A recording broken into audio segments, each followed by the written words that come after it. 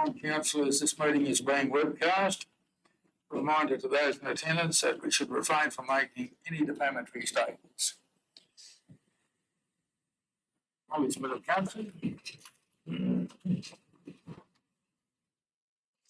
Yass Valley Council recognises the Ngunnawal people, traditional custodians of the land and water and sky. We pay our respect to those elders past, present and future emerging leaders. We extend our respect to other Aboriginal and Torres Strait Islander people who live in the Yass Valley local government area. Prayer. Let us be still and remember the presence of God. As we commence our meeting, let us together pray for guidance and help. Almighty God, grant your blessing upon this council, to prosper our deliberations, to ensure well Australia, and living on the Yass Valley.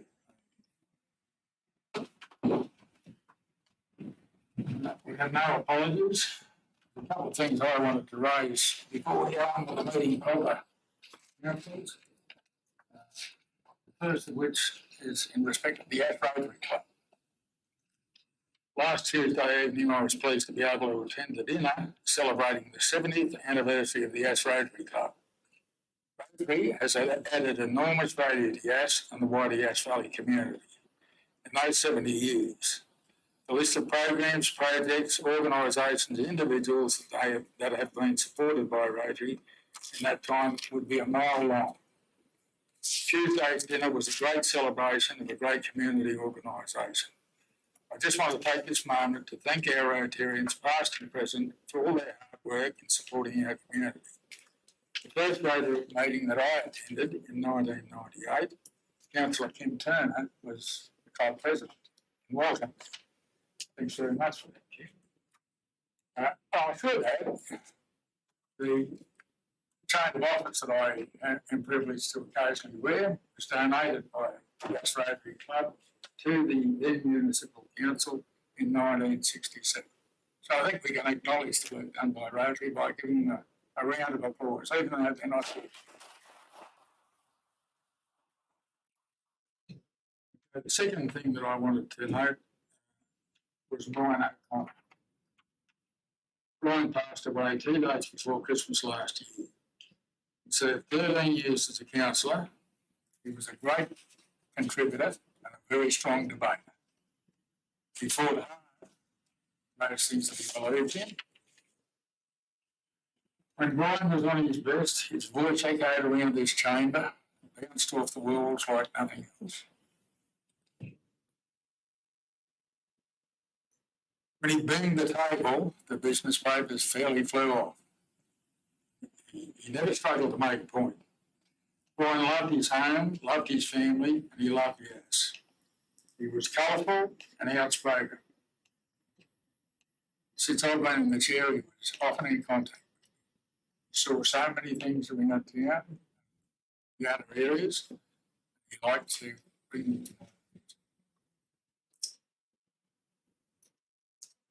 In September, Brian sent me a message about the finger sign pointing to Joe O'Connor. Joe O'Connor was Brian's father. And Joe served on several occasions as mayor, municipal council, and he was, in fact, at 21, the mayor of this municipal council, which was quite an achievement. Anyhow, he sent me this message about the finger sign, and I'll quote it. Sign barely readable. If the Yass Valley Council tell me the cost of the new sign, I'll pay for it. 3 days later, I got another message. No reply, offer withdrawn. That was classic. On the 17th of November, I received this message. So pleased to see the brand new direction sign to Joe O'Connor Park. Very professional. And he goes on, have a squeeze at the Seville on grass at the intersection of Dutton and Rosso Streets. A bloody disgrace for such an important intersection. Shocking. Right when I got from him on the 24th of November, just a month before he passed away. So good to see the rail line weeds eliminated and the whole area looking nice. So at least as far as council is concerned, wrong. Okay, thanks for your, thank you, councillors. We'll go on there with the meeting. We have no apologies. Any declarations of pecuniary interests?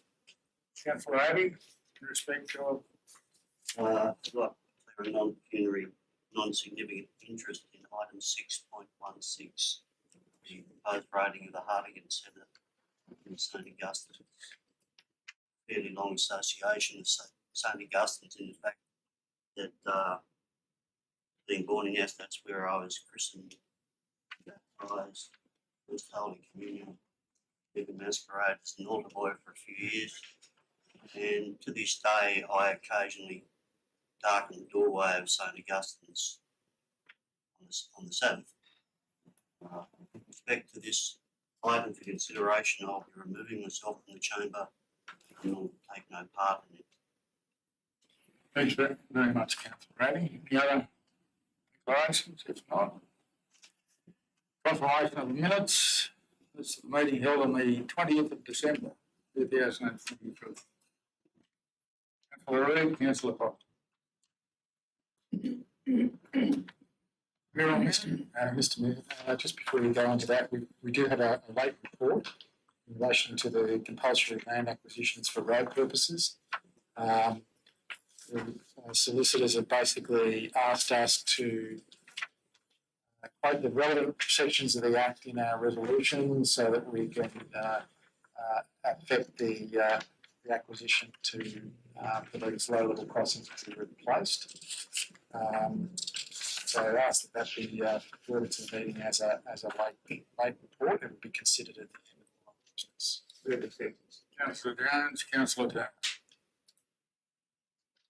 Motion, all those in favour? Those against, declare the motion carried. Okay, mural minute, cross shifting, any comments? Might move proceed to the Councillor Button, Councillor Ruby. Motion, all those in favour, those against, declare the motion carried. 6.1, draft Yass Valley Council Development Control Plan. An alternate motion forward that a comprehensive development control plan be prepared for Yass Valley, as originally stated. The draft Yass Valley Development Control Plan is placed on public exhibition for a period of 56 days. That's 3, a community briefing on the draft Yass Valley Development Control Plan be held during the exhibition period. Do we have a second then? Yes. Through Mr. Mayor, before I speak, I would like to invite our Director of Planning and Environment, Ms. Julie Costa, to brief us on this very significant moment in the history of planning for Yass Valley, being our first DCP, and just guide us in on some of the work surrounding that, including the consultation process within and without of council and beyond. Sure. Through you, Mr. Mayor. I'd just like to start by acknowledging the work of the planning and environment team in preparing this document. It has been some time in the making, and in particular our former strategic planning manager, Liz Makem, and the work of our current contract planner, Sharon Langman, and the work of the development control team to bring this document to council. So it looks at all the existing policies that council has, and so it looks at rolling those into this development control plan, and also has looked at the exempt and complying state environmental planning policy known as Code 7 and brought some of our standards into line with the actual code set. In addition, council's also in the process of preparing an engineering design standard manual, which we're hoping to see a draft of in the very near future, but I know the infrastructure and assets team have been working on that for some time. So those two documents will talk to each other.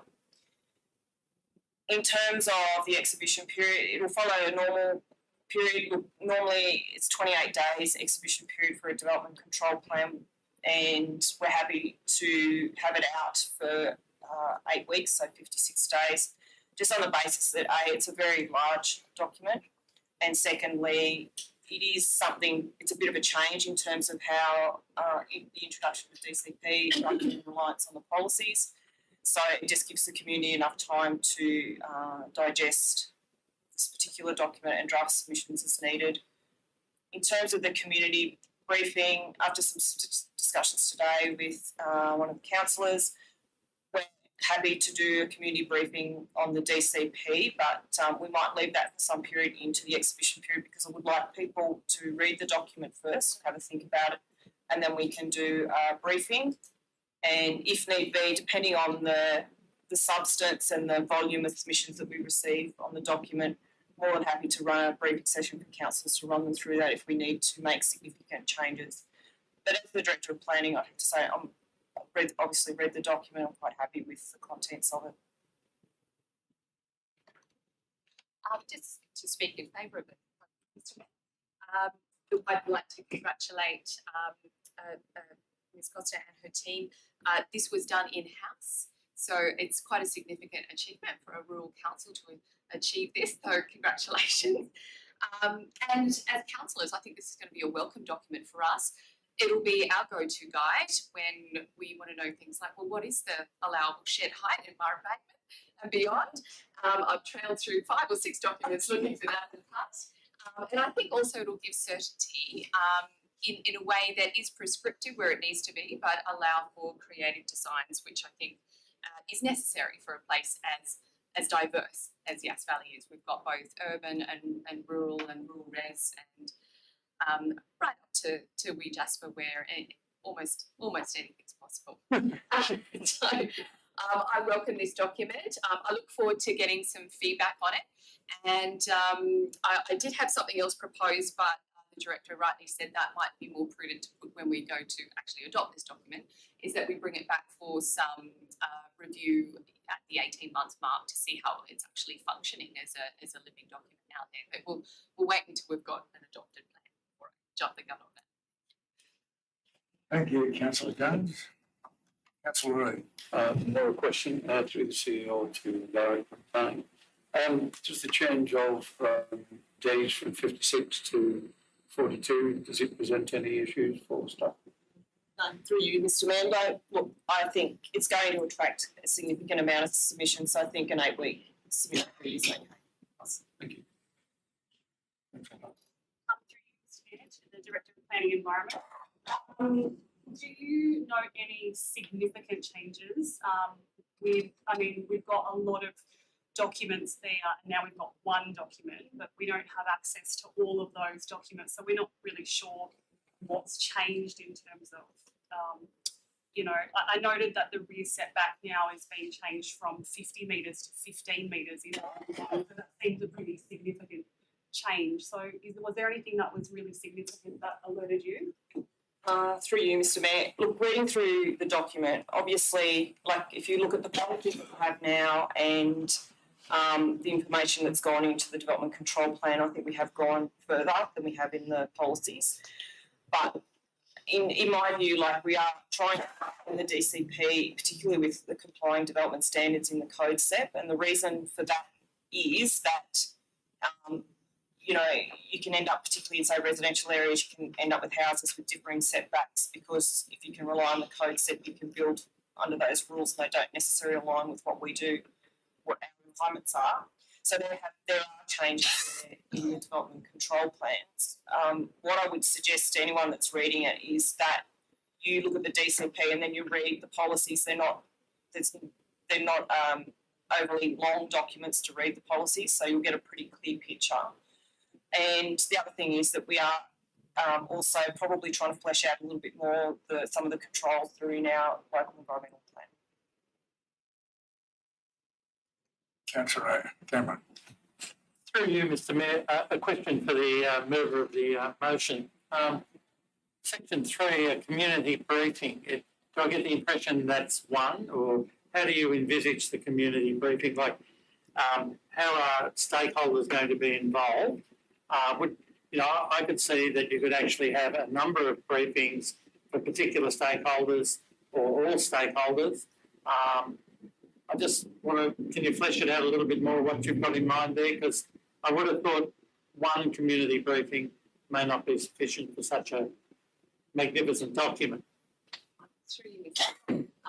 I'm leaving this up to our executive to follow our usual communication processes.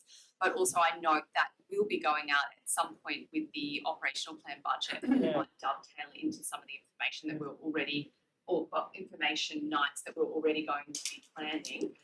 I'm very conscious of the limited resources within our planning staff team, and I'm very mindful of not pushing the envelope too far on that. But I think at least if we give the opportunity for firstly the submissions to come in so we can see the substance and the quantity, and that might also guide the executives team response to that question. Thank you. If the director has anything further to add. Through you, Mr. Mayor.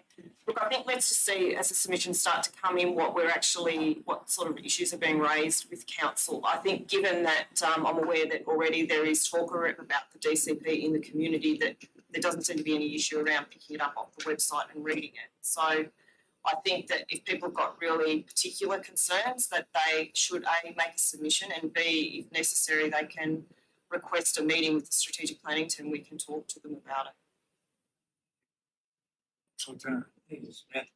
I suggest the interpretation of that is actually there'll be at least one meeting, not only one meeting. Further questions? No further comments? I'll put the motion. All those in favour? Those against, declare the motion carried. 6.2, private service delivery. There is a recommendation. Councillor Jones. The recommendation as it stands. But could I also note that when we contact the ACT Chief Minister, Treasury and Economic Development Director and the New South Wales Department of Planning and Environment, that we advise them of Council's position in relation to service delivery for Parkwood, we also probably brief them on the significant drain on our executive and planning resources that this pre-planning for Parkwood is creating within our small rural council team. It is not an insignificant project by any stretch of the imagination. This is a community that will be 20,000 plus, and we've had the knowledge brought to us that this project could be brought forward to 2028, putting further pressure on our budget process and also our executive team to plan for it. And may I just say that as far as public service go, they are punching well above their weight in leading the investigation into what's going to be necessary, and I would like to see that same kind of dedication applied by the state government agencies that are yet to respond as to how they will deliver health, how they will deliver policing, how they will deliver education services. Because at the moment, we are going to be at the front line in terms of processing the development applications and planning, and we could well have a situation where we have residents on the ground, the border is not yet moved, and we're stuck holding the baby. Thank you, Councillor Jones. We got a seconder, then we got a seconder. So, and I know that Councillor Turner made it up on the board, so my apologies. Any further discussion? Councillor Campbell. I think you made a statement about this particular one, but I suppose I better put it formally as opposing the motion at this stage. Look, I find the recommendation motion as being actually, from my point of view, quite confusing. Maybe I'm easily confused, but it sort of states what we aren't going to provide, which are fairly major items. So we've got some major items that we normally expect from councils. I think the only thing missing there is roads. So I suppose we're doing roads. But these major items, we're saying we can't provide these, and then we go ahead and basically say, yeah, but we're going to have a satellite council office and depot there as well. Recently, however, our CEO on the 7:30 report stated rate revenue would not cover the cost of servicing Parkwood. I think that's quite a clear statement. it seemed to imply to me that in the context of the report, which was looking at changing the boundary, it seemed to be saying to me that if you wanted a seamless gin and dairy situation, ACT should take over the whole lot in terms of servicing, or on the other hand, get the border change, maybe both.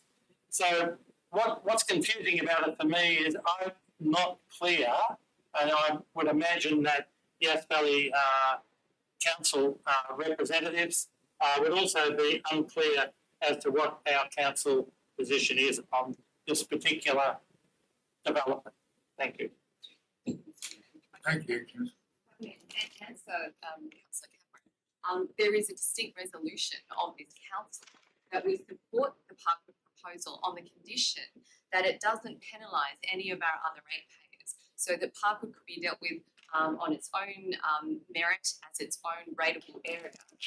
Now, with that comes the unknown quantity of whether or not we can continue with a rate variation in perpetuity for that particular area, special rate variation, in order to lift the standard of services to be delivered in that area, because it would be cross-border with the ACT as opposed to a rural residential zone that we might have in Yass Valley already. So we're quite clear as a council, there is a resolution that we support Parkwood on the condition that all of these other areas can be met by the state government or provided by the ACT, and that no other ratepayers in Yass Valley are penalised for their rates increased as a result. Further discussion?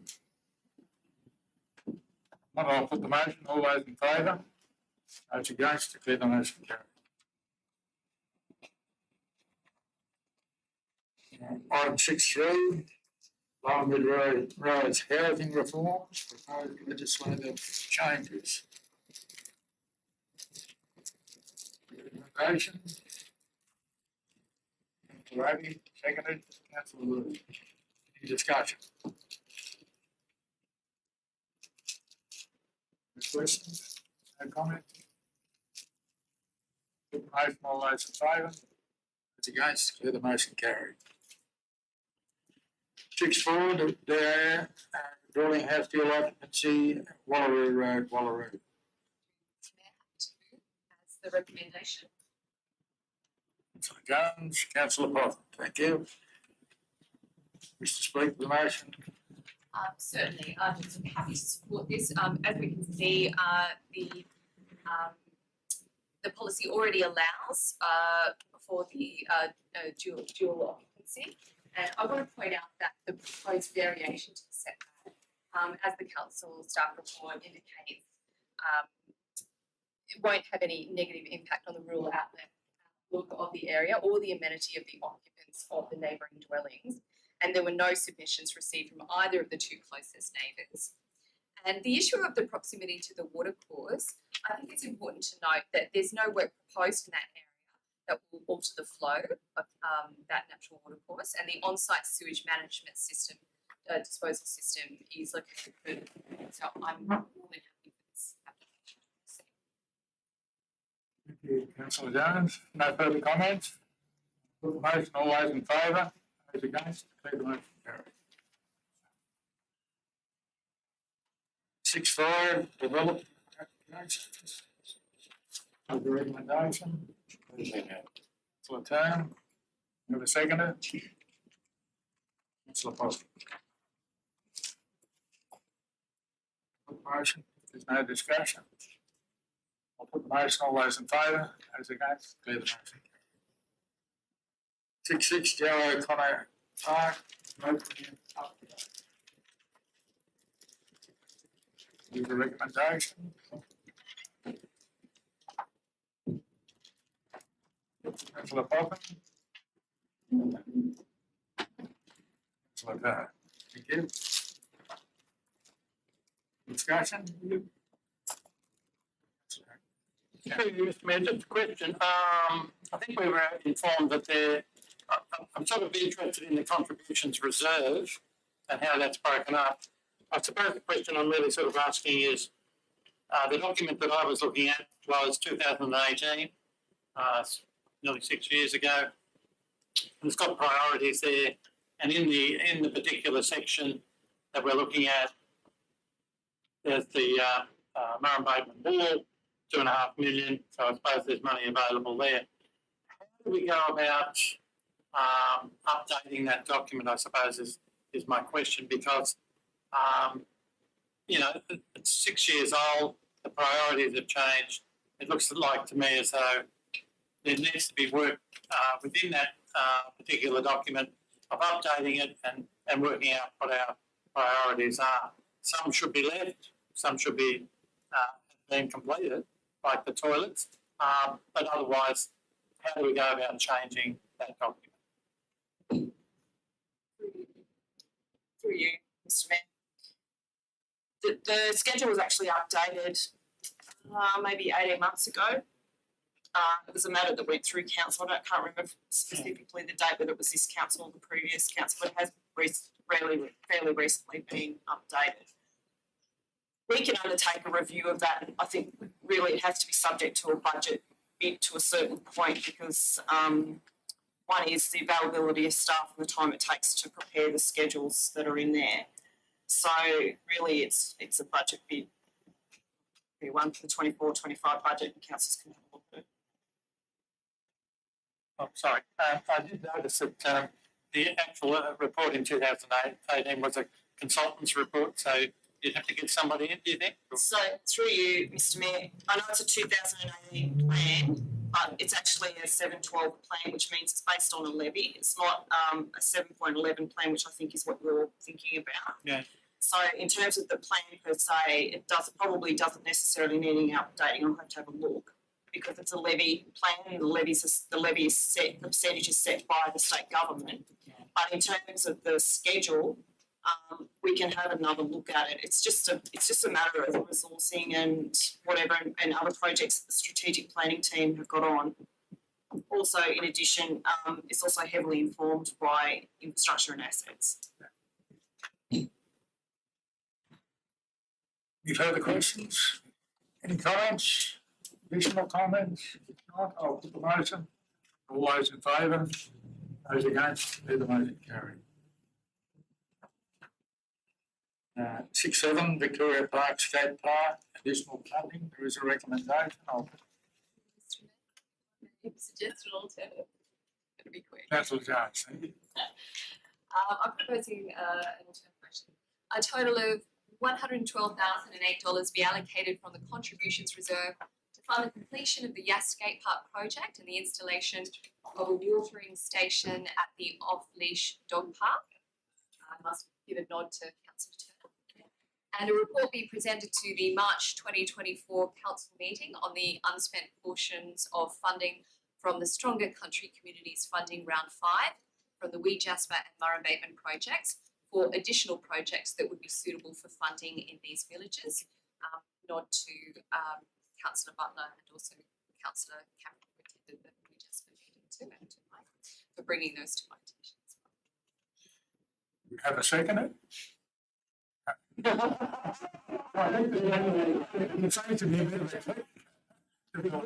one in the middle.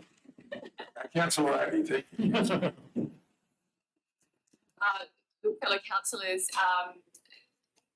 the contributions reserve is currently sitting at around $6 million. And while that make many of us want to open the crack of that jar a little wider, we must be cautious that that will be required for a lot of 50-50 grants for road and bridge projects that might be coming up. So let's contain ourselves to some of the projects that we know that needing completion in Murray Bateman and Wee Jasper.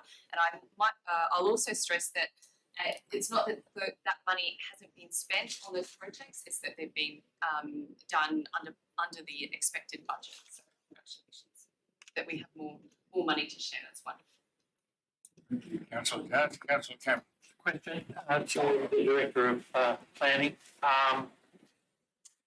With the grant, maybe not the Director of Planning, but what facility do we have for that second part to move around money from the Stronger Communities situation? Have you been able to investigate that to to find out what we can do and what we can't do? Thank you. So through you, Mr Mayor, I have had a look at the funding guidelines. It's mostly around community and recreational type projects. What I think we'll bring back a report in March. We'll have maybe a couple of projects each if we think that they're suitable. We'll put them to council with a recommendation, and council can consider those. But they will have to go back to the grant provider. If council had chosen the original motion that was put forward, you can move the project money around within the same grants for the same projects quite easily, but you can't vary the grant to add other projects without the approval of the grant provider. Councillor Bob. Just through you, Mr Mayor, just a question to our Director of Planning. Just do you know when that grant money needs to be spent, like when the D date is on that? Are we pushing the envelope a bit close or? Through you, Mr Mayor, it's December 2025. But the only thing I would advise council is that the original motion really dealt with just getting the projects that there's already on the books finished, whereas this additional projects like that adds to the project load that the staff are currently carrying. But we can have a look at our project plans and see what we can do. Councillor Khan. I think certainly some of the synergies of doing the access of water to the dog park makes sense to do it before we fix up the car park. So I think I just want to acknowledge Councillor Turner for bringing that to our attention. So, our representative for bounding beyond and all four-footed friends. All things canine, all things canine. All three. Okay. Councillor Cameron. Yeah, sorry, through you, Mr Mayor, just a question in regard to the second part of the motion. It's talking about the unspent portion of funding. Now, the problem with West Jasper at the moment is there's a significant amount that hasn't been spent. So is that wording correct enough? Probably slightly not correct, Councillor Cameron, but it is what we're projecting to be the unspent portion. Okay, thank you. Okay, happy to vote? Motion, all those in favour? That's okay. Item 6A, Fast Track Australia. There is a recommendation. I think Ms. Mayor had an alternative. You want to slow up? There's no washing up done. No thanks, mate. That the Fast Track Australia and Australian High Speed Rail Association pre-budget submission to the 24-25 federal budget is not supported due to the lack of engagement with council on the project details and the implications for Yass Valley. Seconded, Councillor Reid. I think it's self-explanatory. In our community strategic plan, I think we have a one-line support for a previous engagement with council by the Clara team on a proposal that was for high-speed rail, including a satellite town of around 300,000 or 400,000 feet, somewhere beyond Yass. This proposal doesn't seem to have much of a focus on Yass at all, and I think if we're going to be doing some advocacy, I'd like them to walk through the door and introduce themselves and put together a presentation that we can continue back. And I also would note that this council's priority has been very much focused on, from a federal transport point of view, on full duplication of the Barton Highway. And I think we will need razor sharp focus on that heading into the federal election. So I take it you're against high-speed train, Councillor? Through Mr Mayor, my grandfather was a station master at Woy Woy and Gosford and many other places in New South Wales. I was raised in the town of Maitland, known for its Steam Fest, so I am a huge fan of rail. But when it, Not fast. I've also travelled on the very fast train to Paris, and I can tell you it wasn't very fast because it stopped about 20 times along the way. So you can call it fast, but unless you only have 2 or 3 destinations, it's just like any other train ride. Thank you, Councillor Jones. Any further discussion? I've got a seconder, yes. No further discussion, I'll put the motion, all those in favour? Those against, declare the motion carried. Yass water treatment plant upgrade. Item 6.9.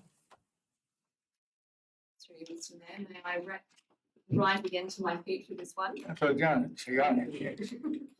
I think given the elephant in the room is that we're in our current boil water alert crisis, and these reports were written many days out. So I think it should be noted that in writing this report, our director is not being obtuse. Our director has diligently prepared this prior to the boil water alert. So I wanted to add a few items. That the update report and work completed on the water treatment plant upgrade project be noted. A councillor's briefing be held following receipt of the feedback on the grant application under the National Water Grid Fund. Water testing be conducted for cryptosporidium not usually monitored, similar to the testing conducted by council after the 2020 boil water alert to increase consumer confidence in the safety of Yass drinking water. And a report be presented to the March 2024 council meeting of previous refunds or rebates applied to residential and business water usage bills by council. I'd also like to note that in July 2019, council provided rebates to residents relating to water quality issues. So this is why I think this may provide a basis for rebates in our current situation. Have a seconder, councillor Butler. Through you, Mr Mayor, into the void of knowledge about what's in our water has been a lot of misinformation.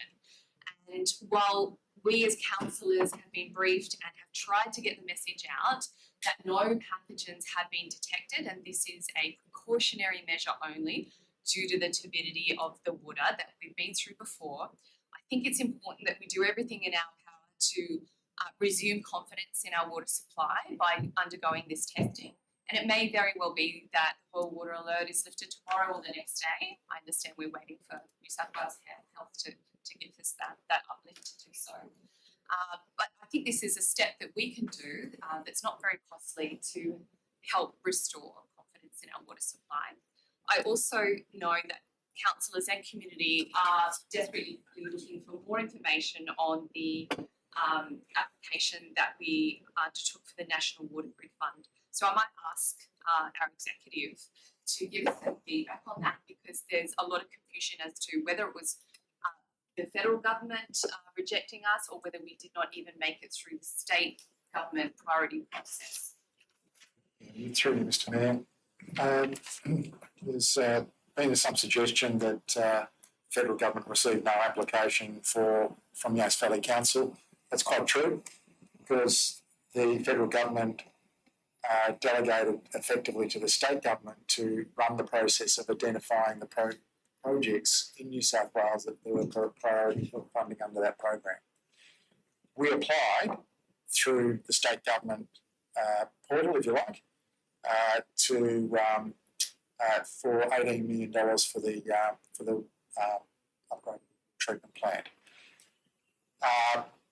We unfortunately were unsuccessful in that application.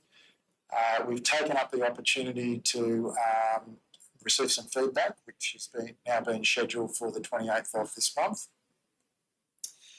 And I guess from what we will do from that feedback is look at how we might adjust our submission for the next round of funding. But the suggestion that we didn't apply to the federal government, that's quite correct. We didn't, because the federal government are not managing the assessment of the priorities for New South Wales. That's the state government. So very confidently say that we did put an application in to the state government, hoping that we will be recommended and put forward as a priority project to the national government. But unfortunately, we weren't successful. So I believe that the next round of funding is likely to be announced closer to the new financial year. And that's something that we'll be certainly keeping an eye on and making a fresh application. We'll probably do a few things a little bit differently. For instance, we probably would be looking at some letters of support from key players like local members, federal and state, Southern Inland RDA, and the like to support that application. I guess when we put the application in, we didn't really have a great deal of time to be able to go and solicit the support from those players, but this time we've got a bit of time up our sleeve. So once it's announced, we'll be chasing that down. I also point out that the Mayor and I did meet with the State Minister for Water, who actually encouraged us to apply under this funding program for the funding. Obviously, the State Minister can't make a call about who gets what, and it's got to go through an independent process of the Minister. So that's where we're at. We haven't got the feedback back at this stage, but we're hoping to have that by the end of the month.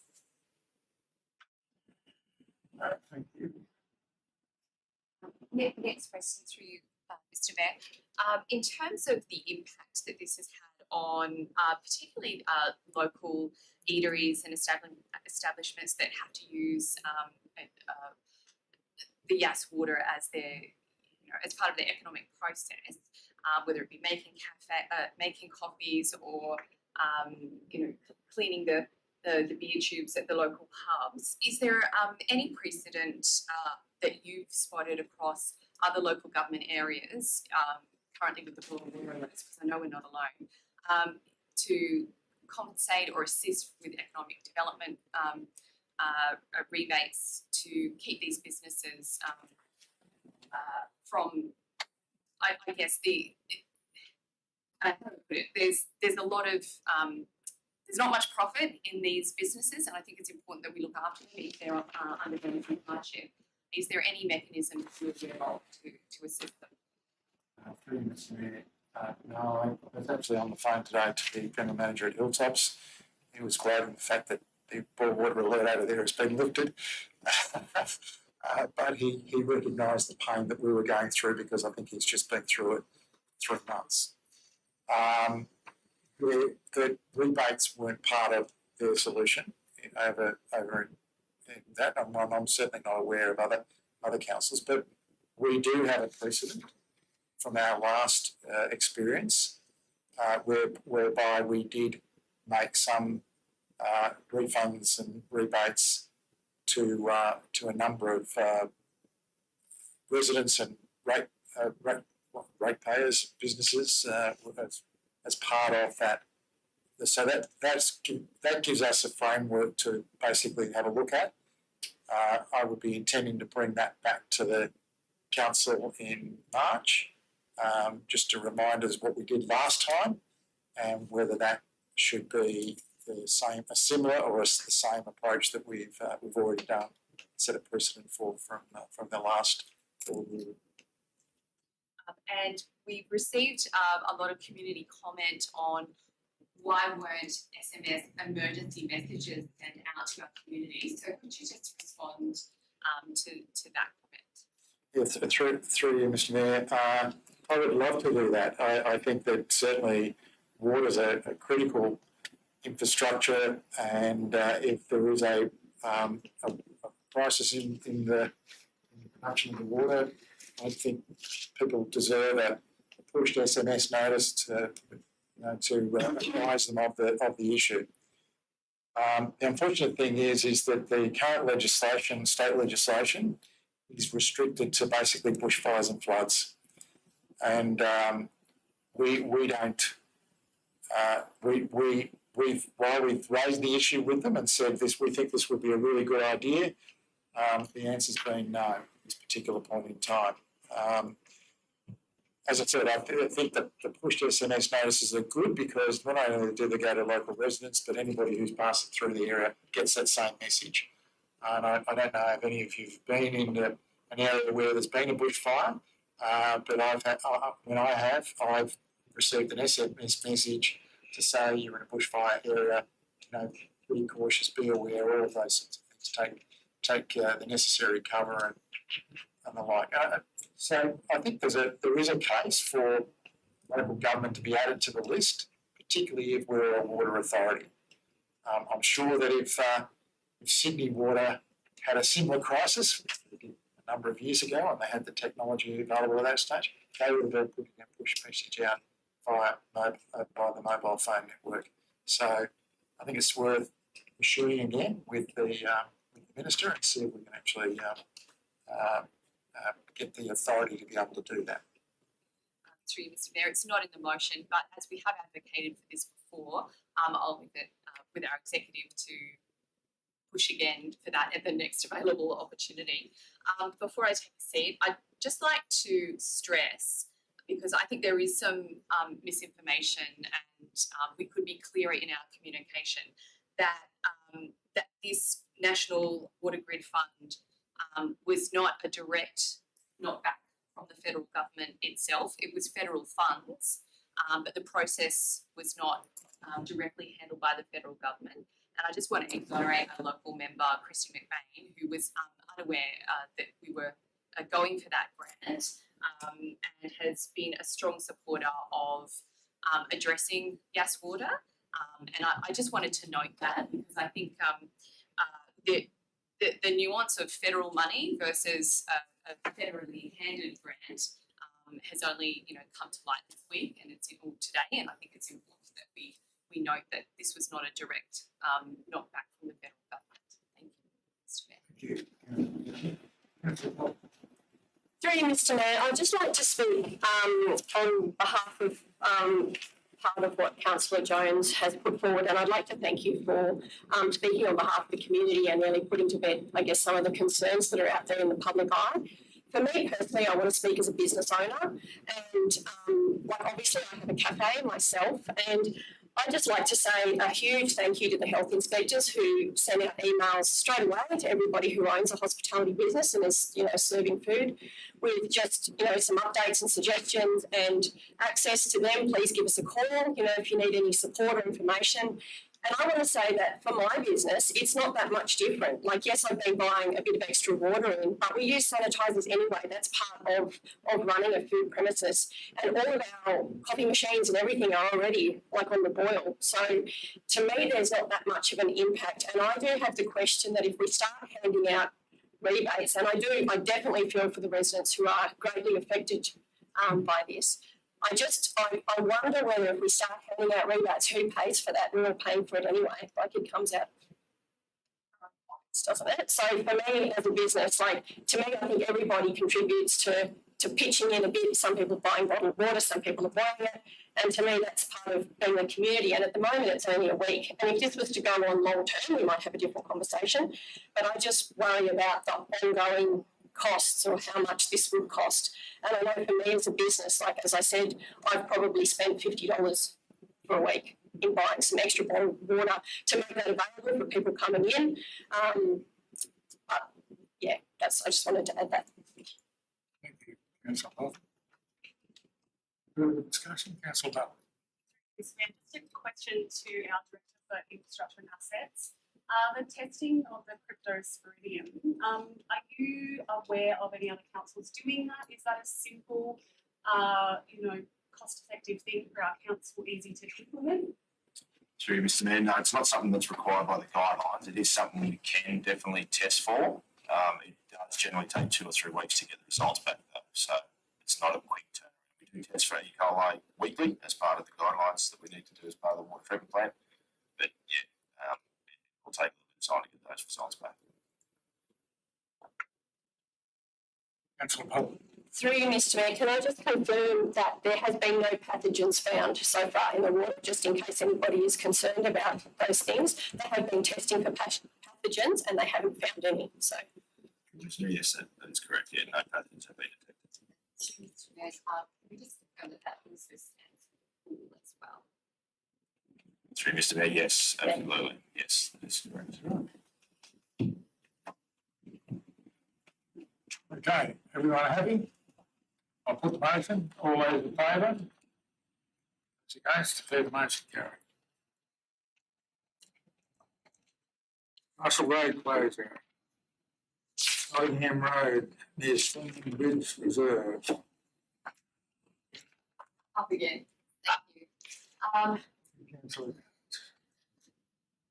I want to start doing my homework. My alternate motion is that while the report on the partial road closure of Nottingham Road near Swinging Bridge Reserve, Jasper, be deferred to the March 2024 council meeting, and that two Crown Lands representatives be invited to address council on the issues relating to the Swinging Bridge Reserve. Happy to second that, Mr. Councillor Jones, thank you. Through you, Mr. Mayor, I think the Department of Crown Lands, oh, I'm sorry, I'll second this. just break it up a little bit. Through you, Mr. Mayor, I think the Department of Crown Lands could learn a lot from how our public servants operate here at Yass Valley Council and how our council operates in terms of inviting the affected parties to discuss in a very relaxed, open forum format so we can get to the bottom of all their issues and we can discuss solutions. I'm quite disappointed that Crown Lands rejected our last invitation. I'd like to extend them one more chance to explain why the urgency for this particular plot of land, because there are many sections of this road where, of this land where the road reserve is not in sync. But also to, I guess, invite them to explain why a licence can't be organised. It's one of the simple solutions to this problem. This is an area where for the last 60 odd years they've been receiving rent through a lease, as we now find out should have been our turf, but there it is. There's a lot of history and heritage attached to these. By the looks of it, they will be the last three standing in all of this area and are quite unique to Yass Valley and really do speak to our heritage. I note that the planning proposal, the heritage planning proposal has been lodged in January, and I'm hoping that we can see that in March or potentially April. I'm hoping March. I'll leave that in the very capable and singular hand of the planning department here. I think this is very much a David and Goliath issue, and I think that while we would be setting a precedent if we were to consider next month that these chats were to stay, that we weren't going to hand over the land, etc., etc., there is already a precedent we would be doing in that this would be a land swap involving people's homes. Normally we do land swaps involving just land and it's very cut and dry and it's with private land owners and it's, you know, a triangle here, a little bit there to just make sure that our roads are where they're supposed to be. I think it's very, very different. So yes, it would be a precedent to look at other options. But I think first and foremost, we need to hear from Crown Lands as to their motives and urgency in acquiring this land. Thank you. Thank you, Councillor Jones. Speakers against the motion? Be a debate then?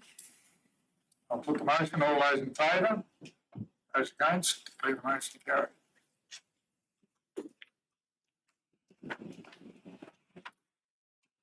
(6.11) Presentation of audited financial statements. There is a recommendation.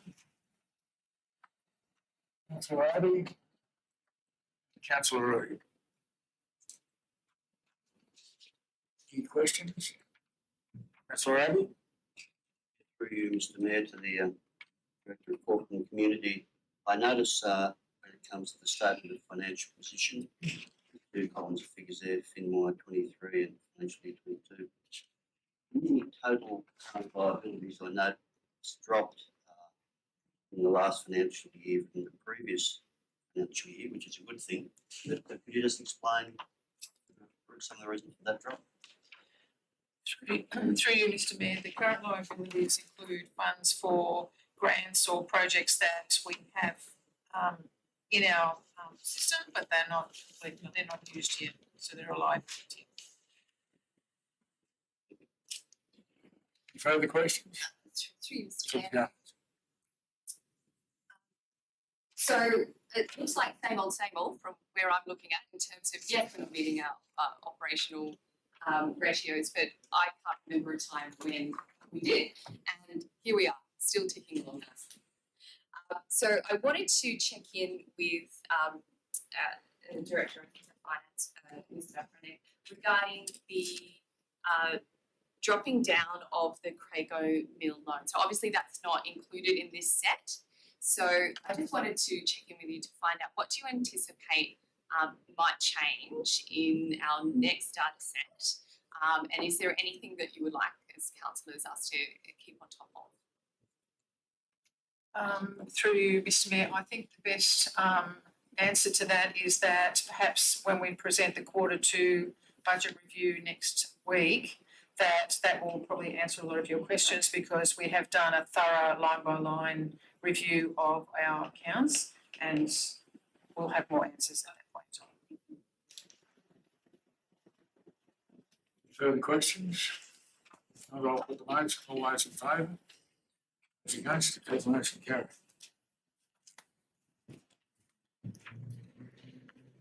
6.12, delivery program progress report. Recommendation. Councillor Turner. All right. Any discussion? Councillor Campbell. Just a question to the Director of Planning and Environment. Just having a bit of a look through it, I have some ongoing concerns, and much in the environment section in BN1. There's 4 items there, and 7 items there, and 4 are on hold, and 1 is completed. I'm just wondering, does on hold mean how long, I suppose, are they on hold? And this is in our natural and built environment is maintained, protected and enhanced in line with community expectations. So what plans are there to implement these, and the timeline, please? Through you, Smith. Councillor Cameron, I don't have the actual items, but I think I know which ones you're talking about. That position that would normally undertake those actions is vacant at the moment, and has been vacant for a number of months. And at this stage, I have no plans, budget of proceeding with those items. There's no budget, there's no position, it's pretty difficult to actually do them. So it really will depend on my review of the structure of the strategic planning team as to whether a position that could do that work will actually exist in the organisation. Further questions? Councillor Rood. Yes, through the CEO to the Director. Is the reason for this lack of resources councillors who is not providing the resources, or is it more in terms of being able to get the right sort of person for the right sort of position? Actually, through you, Mr. Mayor, maybe the CEO, did you want to respond to all me? I'll give it a go first. Basically, we are in a situation whereby our income makes level of income is not as much as our neighbours. We're competing against bigger councils, bigger markets like the ACT for resources. So that makes it a real struggle for us to attract people at the wages that we afford. So that makes us somewhat uncompetitive out there in the market. If we were to throw money at increasing wages to attract those people, then something's got to go. So This is the challenge with our budget process. So the answer would be, which projects do you want to offload, or which service do you want to offload to be able to attract people on better salaries to be able to do those things that you would like. And that's the difficulty you have every time you come to a budget. Everybody wants everything. But you all know every year that you have to make some hard decisions about projects that are not going to be funded and are not going to go ahead, or are going to be pushed off for a few years. So that's the situation we're in. And as a developing council, these are the pains of growth. Now, once we get to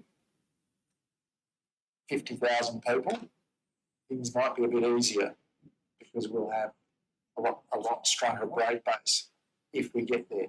It's not going to happen tomorrow. That's the thing. So these are the challenges that we're faced with at the moment. And if you ask me what keeps me awake at night, what keeps me awake at night is how we're going to do all the things that community wants us to do, councillors wants us to do with a budget in real terms. It's not keeping pace with the cost of actually delivering those. So that makes me start thinking about, okay, what should we be doing? So that's the issue and that sort of context that we're working in at the present time. So I don't think it's just attracting the right staff or providing extra resources, or council providing extra resources. I think if you do provide extra resources to this particular area, what area is going to miss out? That's the dilemma you have, and unfortunately, I don't have any quick solutions. I'm sure that that's the sort of thing that you grapple with all the time, with the competing priorities that communities, get in your area about. Why can't we have more of this or more of that? I like that last few days. I had a guy come in the other day and said, "Oh, look, you're not maintaining the areas around the parks well enough." And I made the point that I said, he said, "It's only 10 minutes." I said, "Yeah, but that's 10 minutes on the next job that isn't there." And what are we going to tell those people? Sorry, we've just lost 10 minutes worth of work that we would have normally programmed. So this is the dilemma that we have all the time, is that the expectations, we can't always meet the expectations of the community. We try, but more than likely find that we don't have a pot of gold. We don't make money out the back the machine to pay for our bills. It just doesn't happen that way.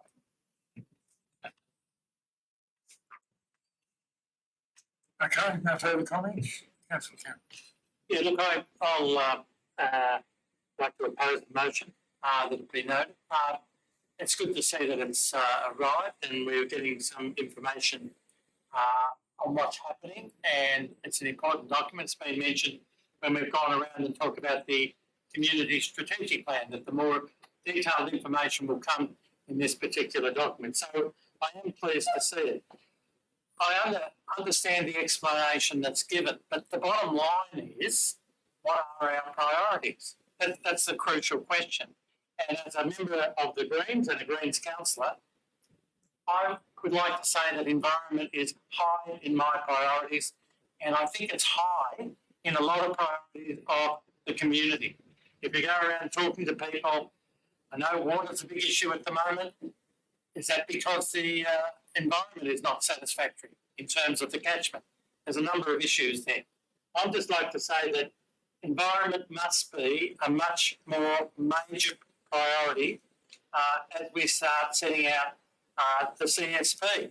And I'm hoping that lots of people, when they do the survey, mention environment, mention the importance of it for the future development. When we talk about the developments that are occurring around Yass, around Sutton, around Gundaroo, people are going there because of the environment. They're looking for a different lifestyle to an urban environment. They want a much more rural environment.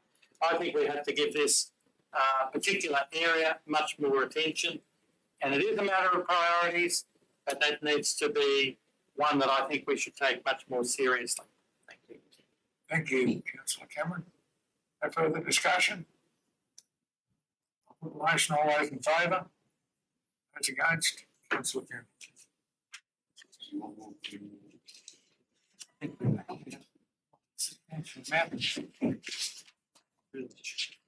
Six thirteen, the investment report, with your recommendation. Like a minute, councillor Buckham, councillor Reid, thank you. Any discussion, any questions?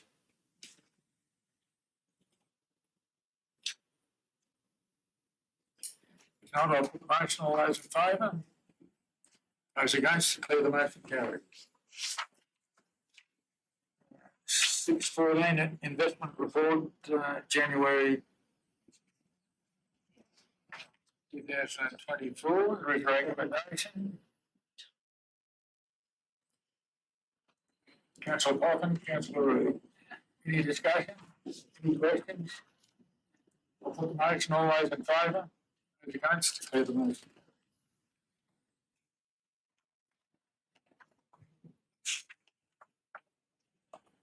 Six fifteen, Raider. Recommendation. Councillor Abbey and councillor Turner. Any questions? If not, I'll put the motion, all those in favour, those against, declare the motion carried. 615, Hardigan Centre. Councillor Abbey, thank you.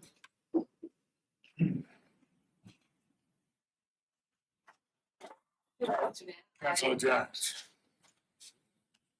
This is a very tough decision for council to make. I have an alternate motion which includes the first recommendation that the request be declined. But I'd also like to add a point too, that Yass Valley Council gives incredible support for the retention of childhood psychology and OT services in Yass Valley, and will consider writing supportive letters to other levels of government or private entity for grant submissions or sources of subsidy. We have a seconder? Councillor Cameron. The reason why I've included this is quite simply, the first point, there's no getting around this. There's business activity taking place, and there is no grey area within the Act for this. I wish there was. I look forward to a time when we have another community building on this site where we can very thoroughly and specifically hothouse up and coming businesses or businesses that we know there is a need for in the community. Until that time, we're very much reliant on private enterprises to make available their space. But into the commercial world comes the commercial rates. And I applaud the St. Paul Parish for doing what they can to ensure that these services are provided in Yass Valley. I'd also like to point out that as the former chair of the Health Committee of Yass Valley Council, the occupational therapy and child psychology service were an identifiable unmet need in this community. And so I think by adding our support, that if they consider going for any grants to further reduce any of their costs, that is something that I wouldn't hesitate to consider here around this table. And there's, I think, room for us to consider such an opportunity if it should arise to support retaining both child psychology and occupational therapy services in Yass Valley. Thank you, councillor Jones. Any further discussion? If not, I'll put the motion. All those in favour? Against, declare the motion carried.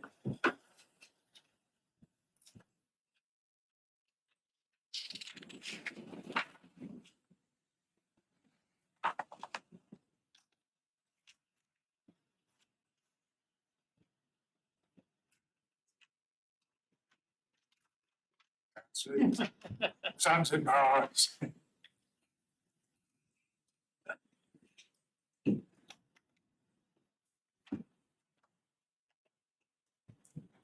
Six 17, Australia Day. I'd like to move the alternate motion, please, Mr. Mayor.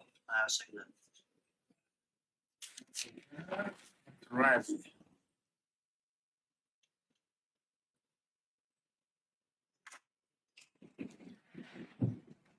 Wish to speak with the motion, councillor Tanner? Thank you, Mr. Mayor. As I said before, it gives me no pleasure to talk against what I believe one of the crowning glories of the Yass Valley is in the Riverbank Park. However, that being said, it is not the ideal venue for this. It has a number of issues. Most of them begin with S. The first one, security. And at least the Coronation Park, we don't have any children who can fall in the river. We don't have any children who can get lost in the 500-metre odd journey to the toilets and the playground on the other side of an underpass without anyone seeing where they go and how they go. At least in Coronation Park, we know where they are and what they're doing, and our children are secure, and that is really important in this day and age. The second one is that given the situation down in Riverbank Park, with no shade for other than those of us who are actually purveyors of food, providers of food and coffee, are very well looked after. The general public is sheltering under a very hot tent without any chance of shade at all. Coronation Park has lovely shelter. As far as the services are concerned, Riverbank Park has no toilets, has no amenities at all for the general public at this point in time. No doubt that ultimately we'll be forced to do so. At the moment, it requires a long journey for holding a children's hand, or even for the elderly infirm who need to get there in a hurry. Coronation Park ticks that box. It's very nice and close. The other F in that, of course, is the staging.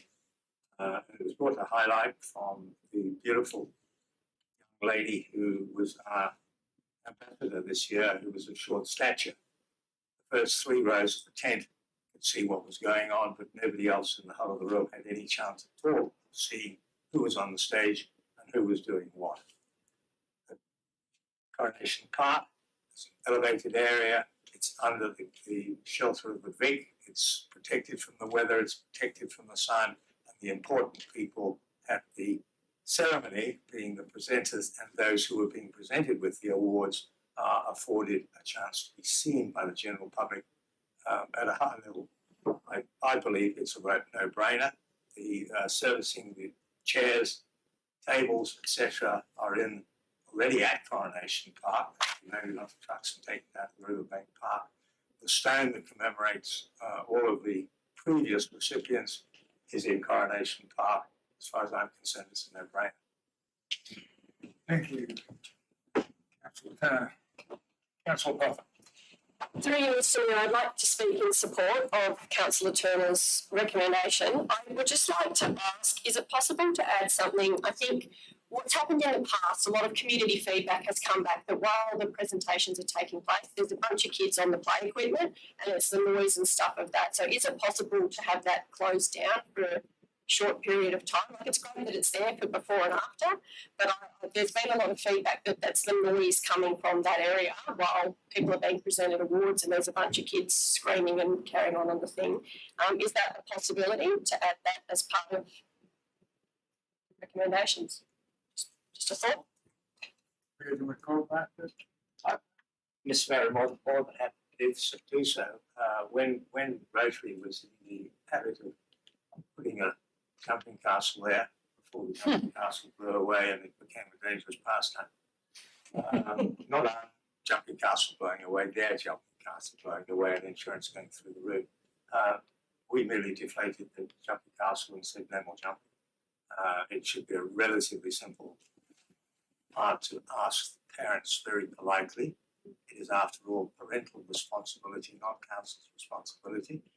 Ask the parents to bring their children back under control. Thank you, councillor Tanner. Any speakers against the motion? Mr. Mayor, we just need to get some words in there that the play equipment be isolated, Be quarantined. quarantined. Through you, Mr. Mayor, it's been my experience that The only high noise issues are usually the musical component and the whirly big. So I would suggest that if we were to just put across a little bit of tape at the moment of speeches, that might send enough of a message. I don't think the slides really present much of a noise issue. But then again, I am a mother. Take my focus away from the noise of children with razor sharp clarity. So the player couldn't be quarantined during the official speeches.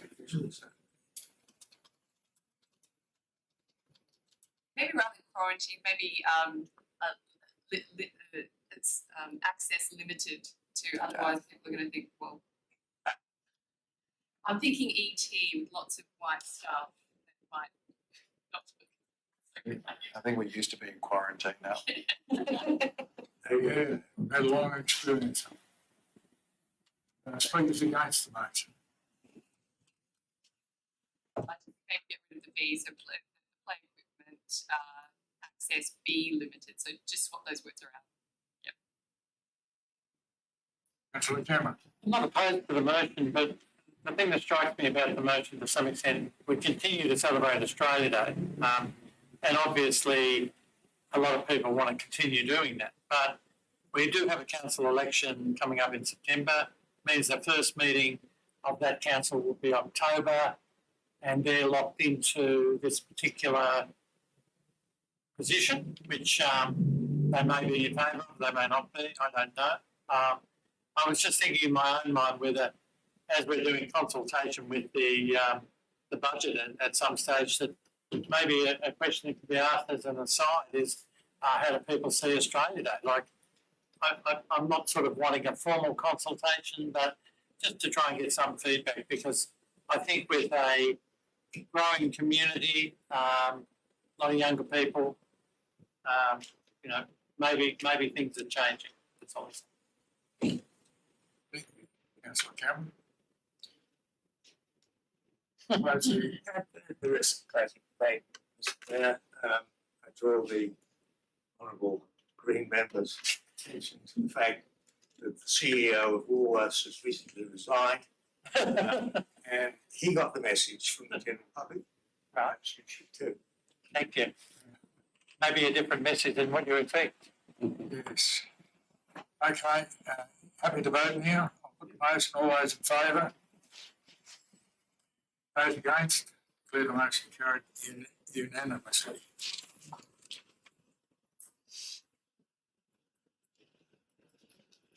Now we go on to 6.18. Live in the street submission, there is a recommendation. Councillor Potter. Moved. We have a seconder. Councillor Jones. Any discussion? Councillor Potter. Through you, Mr. Mayor, I'd like to just quickly say that I think these sorts of community events, particularly for youth and music, are really important for our cultural, going forward and providing this for the community. And I think it's a great initiative. Councillor Potter. Further discussion? Through you, Mr. Mayor. Councillor Jones. I think it would be in all of our community's best interests to support projects which have a focus on youth. We're not a very connected community in terms of being able to get to big music ticket events for our youth. It's so I'm a parent of teenagers, and to say yes to them getting on a bus to go into Canberra, for example, or to Goulburn, and not being able to get them back till quite late, it's not a comfortable feeling. And to know that we can put on such an event in Yass that brings some great high-level music events here is wonderful. I love the flavour that's going to be taken this year. I think that's going to bring a lot more families into this event as well. And I just want to stress that in the report, the request is for 60K worth of funding. I think it's important to stress that That's not what we're giving in principle support to. We're giving in principle support to the event to proceed and a bid for an amount of funding. I'm happy to look at in the operational plan that we'll be considering, because there are some other high level events that also are very deserving, and I look forward to looking at them all together. Thank you, Councillor Jones. Any further discussion? Through you, Mr. Mayor. I agree completely with Councillor Jones. I think this is just going to be a fantastic event. And I just wanted to ask the question to our Director of Corporate and Community to see if there would be any options to look at running some bus transport services for the surrounding villages to be able to get in and out of this event, so it's not so Yass centric and opens it up to the wider community as well. Through you, Mr. Mayor, I'll provide that information to the community group who are organising it. Thank you.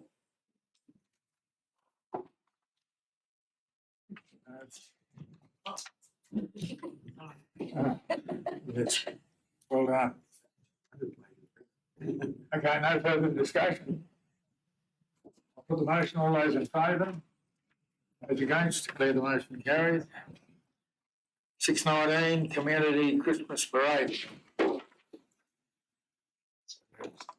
Councillor Turner. Councillor Reid. What a wonderful event it was. I'm not out to encourage this, but I think it's worth it. Really do. I think that the Christmas parade thank you very much. I feel it's been counted by recent days. We got a lot of praise at Christmas. It's let the saddlebags. Through you, Mr. Mayor, I might also add that I think that looking at some of the comments regarding the water, activities such as the parade have encouraged other community members to support council during that process, and I think that's refreshing. And you need a bit of courage to do that when the warriors are here. Perhaps the next update will have a Christmas theme on it. Go on, Sandra. Well, then how you wrap it up. Quick question for our director, and I'd just like to once again stress that I keep going to say Lynette, but in this room I should say Director Safranich has really had to step up to the plate on this with other community organisations not able to continue the same level of Olympic style flame carrying that is required for the many projects that there's only a few volunteers for. So something new this year, Santa's Grotto, and is the Yass Valley Concert Band booked and ready? Because they were fantastic. Through you, Mr. Mayor, yes, the band is booked again for this year, and we are looking to do a Christmas grotto if we are successful with the grant application we're applying for. Any further comments? If not, I'll put the motion. All those in favour? Those against, declare the motion carried. Southern Broadlands Art Delegate Report. There is a recommendation. Councillor Reid, Councillor Burgess. Any discussion? I'll put the motion. All those in favour? Those against, declare the motion carried. Regional Drought Resilience Planning Program, item 621. Councillor Turner. Councillor Butler. Any discussion? I'll put the motion. All those in favour? Those against, declare the motion carried. Meeting date for April 2024. Mr. Mayor, something together based on the discussion at the briefing session the other night. So that's put up there, 5 o'clock start, Wednesday the 24th. Someone like to move? Councillor Abbey, Councillor Jones. Any discussion? Councillor Abbey? Yeah, well, the suggestion was made at 5 o'clock because some people school runs and work commitments. Daylight saving should be over by then. Councillor, floor. Thank you, Mr Mayor. I just want to make the comment, we also need to lock in a date for the briefing session. Presumably it will be the Monday. It'll be 4 o'clock kickoff or 5. Monday will just be normal 4 o'clock kickoff. Thank you. Do we want to include that in the recommendation? We're working it out. We'll just program. All right. Yep. Motion, all those in favour? Those against, declare the motion carried. 6:23, closed. Craig Mill Precinct Project Committee. Through you, Mr Mayor, I think we should just kick off with a procedural motion to bring forward the notice of motion to be discussed at the same time as in conjunction with this report. That will be the first thing to do. Just make things a little bit more efficient, that's all. Okay. So moved, councillor Reid, seconded. Councillor Abbott. I'll put the motion, all those in favour, those against, declare the motion carried. Who was the seconder of the previous motion? Maybe I think moved the previous motion. Councillor.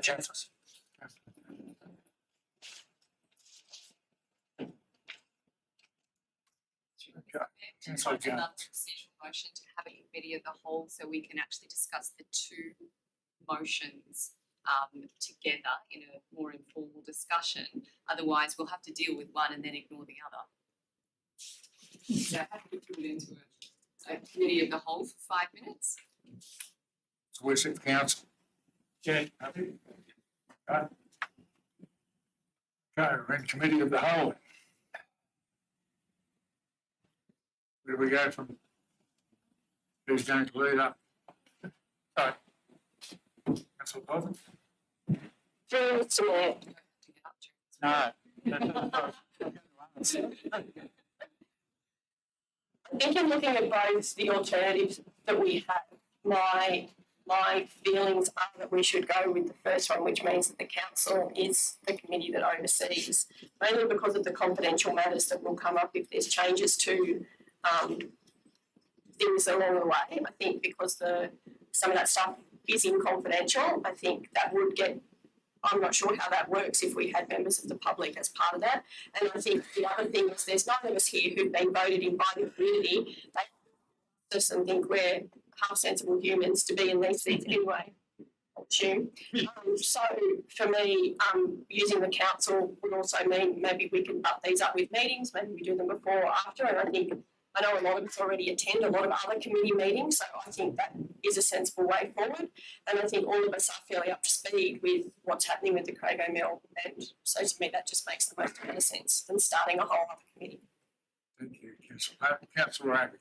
Yeah, I'd like to second what the Deputy Mayor has to say. At the end of the day, Crago Mill is a very exciting project. I can't imagine that there's any councillor that doesn't want to be involved with it. And also, it will be in the public spotlight with the community, so I definitely want to be at those meetings because it's exciting times, but it probably no doubt have its challenges. So I go with option A. I'm not sure. Well, it certainly is the biggest project that we'd likely to. Real appreciate. Thank you, Mr. Mayor. But all of it has to come back to council for decision anyhow, so Yeah. what's the point of having a little committee, basically, that then reports to the bigger committee who makes the decision? Might as well be a big committee in the first place. Okay, So, thanks, Chair. Councillor Cameron, sorry. thank you. I'm a Greens councillor, I'm not councillor Turner. Anyway, look, yeah, why should we do this?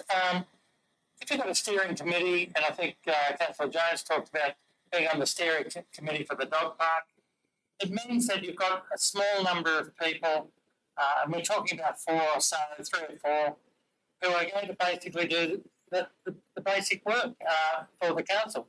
Council gets a lot of information, a lot of things thrown at us. what you're really asking for with a steering committee is to look at the situation and really sort of dive in and find out what's going on, and basically being able to do that in a small number of people.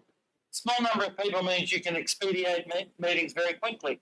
So, for example, if you need a meeting every couple of weeks, or you don't need a meeting this week, it's pretty easy to sort of just basically take it as read, sort of thing, and you don't basically have to have a large number of people. So, then you can engage with relevant people much more easily. It's just a better way of doing things, of getting the work done. I know for a fact that I'm on the sustainability committee at the moment. We have myself and 9 other people, and you do have people fall away. You do have people just trying to manage the times and the dates and that sort of thing. It becomes more difficult the larger the I'm going to say the beast becomes. And you're talking about a very large beast here. You're talking about 15 people to be on a council committee, a steering committee. I just don't see that committee being able to come to grips with things quickly and being able to get to the facts of the situation fairly easily. So I really do think a smaller committee is the way to go. It also is the committee that we've got in mind with the smaller committee is also going to try and engage with the community much more. And I think having an independent person on there as well gives a chance for this critical friend to ask the relevant questions that may need to be asked. When we're looking at Craigos Mill, as Councillor Abbey said, everyone's passionate about it, everyone wants it to succeed, and therefore sometimes we rush into things, we don't look at things objectively enough, and that's why I was sort of thinking that an independent person, maybe a local dignitary, I won't make suggestions, but I'm sure there are people who can fill the role fairly easily. The selection of that person, maybe, I don't think you select the person. You make a decision that this person would be good to do it and ask them whether they would like to do it. And it might be somebody who's an ex-council person in some sort of capacity, etc. We have this sort of independent person on our current audit committee, which we go to on a regular basis. So it's not unusual to have an independent person being the critical friend who can sort of say, oh, hello, Jim, you may be right about that, but have you thought about this? So you may be having a person who's thinking outside the council sort of box. So, I just think this is the way to go. I think what you're asking for is another 6 meetings. We do 22 meetings per year at the moment. It's an extra 6 meetings. Okay, you might tag it on to one or before one. It's just you're asking for the workload for everyone to be increased. Okay, so be it if that's the way you want to go. I just don't think that the committee of 15 people is going to work that well. Thanks. Through Mr. Mayor, the committee's 9, not 15. Sorry? Committee's 9, not 15. In what you put up is nine councillors and 6 people. It's just said there's 9 councillors. Yeah, but you're going to have more people in the room than what we've got at the moment. That's different. The staff are not members of committees. Oh, They're okay. advisors and provide the reports and the technical information to the people who are making the decisions. You only need to call the council. You don't need the entire council. That's not a quorum. Just Did you say 2 or 3 people? 3 people can't make it. You've still got a quorum. I'll just weigh in. I like Councillor Cameron's idea of having some sort of independent person, especially your suggestion of having, a dignitary or someone, not a nomination process. I think that from my perspective, if I wasn't on council, I would sort of view that, like what Councillor Turner said, as just the big people that make the decisions anyway reporting to themselves and making the decisions. And so it sort of almost feels a little bit useless to have this kind of committee up unless we did incorporate somebody who was an independent for more so just for the community perception that we are being transparent in our processes and procedures. So I think it's more coming from a community perception, you know, really, rather than a functional, you know, asset to the project, really. So I'm a bit conflicted, really. I don't really like the idea of having the committee. If it is just all us, I think we should just not have it. And if we are going to have it, I probably would welcome having some sort of independent person. Maybe the structure changes a little bit to include more people or staff or whatever it is. But yeah, that's my thoughts on it. I agree. I'm not sure what this committee is meant to be doing. If it's looking at things like television, stuff like that, which includes confidential information, that we shouldn't just be bringing outsiders in, whatever. If there's a specific thing that the committee wants to talk about, or build a particular building, Craig Hotel or whatever we can do, then we can have a council, we can have that committee meeting and then bring in the people to talk to us and give us the various information that we receive. And then if we need to make a decision on that. So I'd just like to know what the terms of reference are for this committee. What's it right down the track? I don't really think we need a committee that just gives us ideas of what Craigle Mill should be. We've got a design, we've got some good information, and I think we should be able to put that out on show at some stage and get the feedback from individuals. Right, so yeah, through Mr. Mayor, there are some terms of reference that you drafted. Basically, one is to oversee the works program. So basically, you would get regular reports about whether we're ahead of schedule or whether we're behind schedule and what's being done in terms of getting back on track.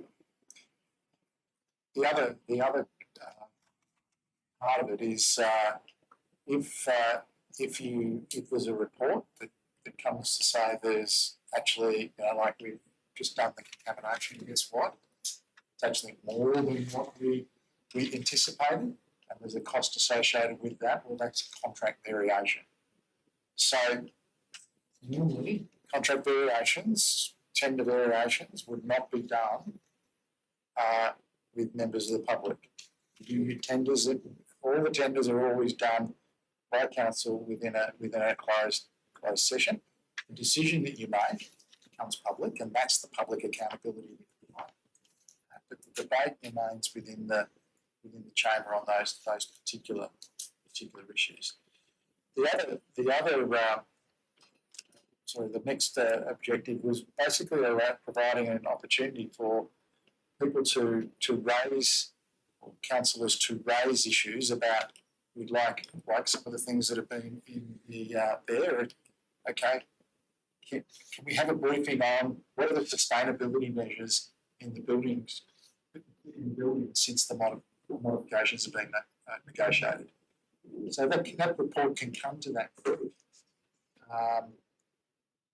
as a request. So there's no problems with doing a lot of the things that are actually in there. I want to know a bit more about landscape, how that's going to shape up. So they're the things that can be done. But the sticking point from my perspective is the anything that's raised that has a contract variation issue. At the end of the day, that's a council decision. If you're concerned about the fact that council meeting as a committee, and you do that on one committee we've got at the moment, but council sitting as a committee could be potentially delegated decision-making responsibilities. So that way you don't need to double up. So there's some mechanics there, and there's ways around, potential ways around it, depends on which way you want to go. At the moment, it's sort of set up as an advisory committee, giving advice, getting information about particular aspects of the project that you might be interested in. The second part is about overseeing the work program and making sure we're on track. Why we're not on track. The third bit is the contract variations, that there's a significant contract variation and there needs to be some. You don't want to leave that up to the project manager to make those decisions. You guys should be involved in that part of the decision making process. So that's the, if you like, that's the proposal.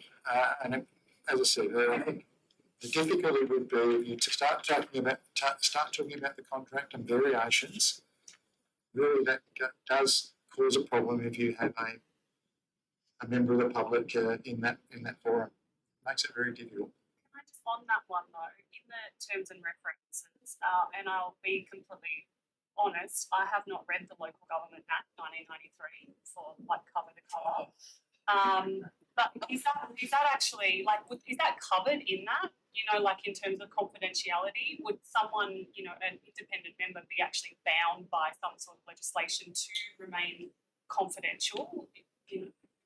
Arguably, they are. Arguably, I mean, but it's a risk. The councillors are bound by the code of conduct. Committee members are supposed to be definitely by the code of conduct. We've got committees that don't abide by the code of conduct in some instances. So at the end of the day, it's a risk. It's a risk. And if you want to mitigate that risk, I would be suggesting no, you don't have a third party in the room. The community will look. My view would be out of the meeting that you have, there will be a report to the community. So whatever decisions are made, whatever was discussed, can be made available to the public. If you're talking about the debate and discussion around a contract variation, we don't do that for tenders in a council meeting, but we do tell the public what the outcome of the tender process was. Who was the tenderer and for how much? So that's the part of the meeting that would be difficult. Possibly the compromise would be if you had an independent person on the committee. If the discussion moved into the contract issues, then perhaps that person was excused from the meeting and doesn't participate in that part of the meeting. Particularly in my mind is who do you pick? Yes, how do you select and why? I'd just like to say that we should just leave it to the councillors. Bring no one inside because somebody will get the wrong person and they'll go down the street everywhere. It'll be around here everywhere. What's those councillors doing up there? Just leave it to the councillors. The reality is that if 9 of us don't There's something wrong. we wouldn't be here. We were chosen by the community of Yass to represent That is the right. 9 of us, not an independent, not someone else. We can call in the experts, but ends here with us. We're the ones that should be on the committee making decisions. I think it's our job to be transparent and communicate with the community. That's the thing. I'm in favour of having a committee that looks purely at the Craigwood Mill project and isolates that from our normal council meetings because they get together and spend an hour or two looking at all the issues and contract variations and everything else. And if it is councils, then we should have the authority to make decisions in between council meetings if necessary. And if we have that, then there's a point to it. Other than that, it's just an advisory committee. It gets to be a bit of a double process, doesn't it? The committee looks at it, makes a recommendation to council, and council's going to make the decision. Yep. Through this, I can through Mr. Mayor, I can actually do some homework on that and make sure that a delegation does allow for that to a delegation to a committee, even if it's a committee of the whole, that can be that we can actually do that. So that we avoid that situation of councillors considering it and then council considering it again. Helps to progress things too, instead of having to wait for the next meeting of the council. You cannot just be going ahead, yes. It can be a very important ruling project. In this session here, could I just seek clarification on that point? Because what I would hate to see is that we make a decision in between council meetings without the regular full report, which we might expect from staff to go along with it. So as long as there's an attached report that can be made public or accepted into confidential at the next council meeting.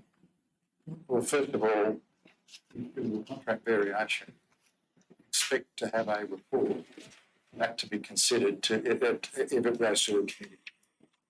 So it would be just like it would be, as a council meeting, and that would be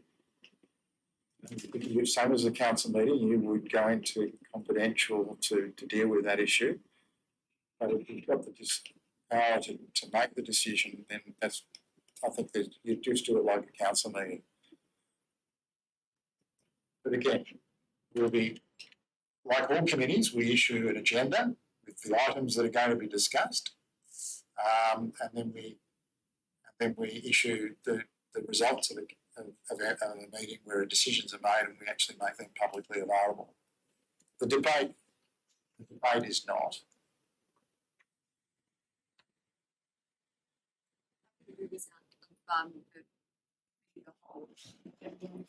You're happy?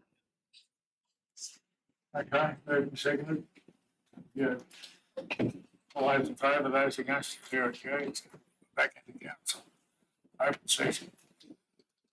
That's really to move the staff recommended motion. Councillor Jones, do we have a seconder? Ravi. Any discussion? Just a little. I kept my finger dry. Having been a member of several steering committees, not just the dog park, I was very privileged to be part of the T block rebuild up at the high school after that entire ground floor 3 trades structure was burnt to the ground. And the community had quite the fight to convince the state government to not only rebuild that, but also to build a building that was fit for purpose to replace the 16 demountables that was currently on the site at Yass High School. And it took us 9 months to convince them to open up the treasury to do that, but that was a fight that the community won, and they're to be commended for it. Having been elected to be council's representative on that, I was able to see firsthand how a steering committee of around 8 to 10 people can work very effectively. So when I hear what Councillor Cameron is saying about small committee very effective, the diverse group that included, including the principal who had teaching experience, so knew how these rooms would want to be used. The community reps from the PFC, the building contractor, the Department of Ed representatives, the Treasury representative, and the Department of Education Infrastructure, plus the architect, allowed us to engage on a bi-monthly basis with direct changes to what was happening on site to either improve the design, make sensible decisions when the money wasn't necessarily there on things like putting toilets next to the staff room, which was crazy that there was no provision for that. And 85% of the teaching staff are female who had children. That was just nonsense. Things like a $400,000 variation to the structure of the pillars and the base, which meant more money could be spent on other sections of the build to increase things like the air conditioning. So I can give you first-hand advocacy for steering committee being a really valuable tool, especially with a project this big, which is going to be across 3 different building sites of not insignificant size and purpose at all, very, very different sites. And I would be hard pressed to say to you, Councillor Cameron, sorry, you can't be on this committee because I value your input. I'd be hard pressed to say to Councillor Abbey, I'm going to ignore your experience in the library industry for I don't know how many decades. I'd be hard pressed to say to Councillor Potham that I don't value, your experience in artistic expression and doing a reno from scratch yourself. And I'd be hard pressed to say to Councillor Butler, who has shown such motivation for getting infrastructure on the ground, sorry, you can't be part of it. So this is, and I'd pick up a hell of a fuss too if I could be on it too, just saying. Might be given here on it. So same with you, Councillor. Same with you, Councillor. I don't want to leave anyone out.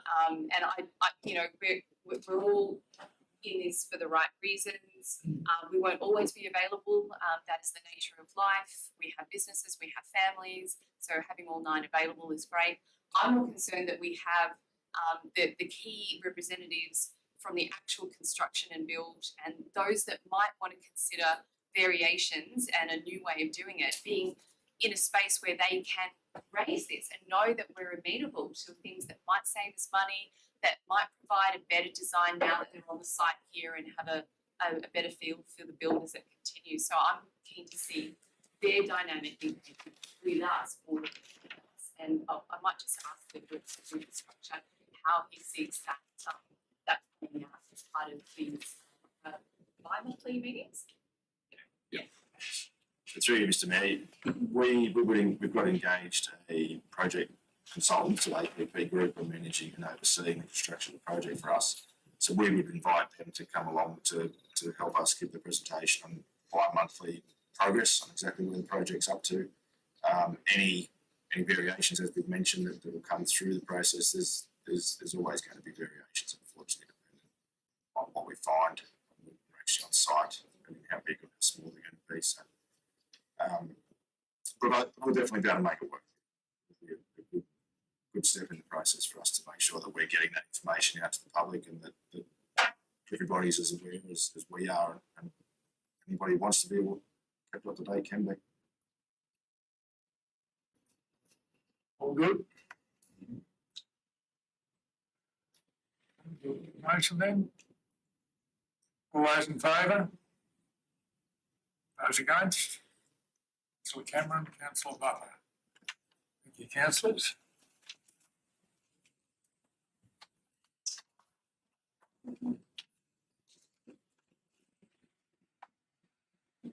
$6.24, $6.25. I move that they come and You, Councillor Abbey, seconded to Councillor So, Cotton. can I just ask for an explanation? What are we doing?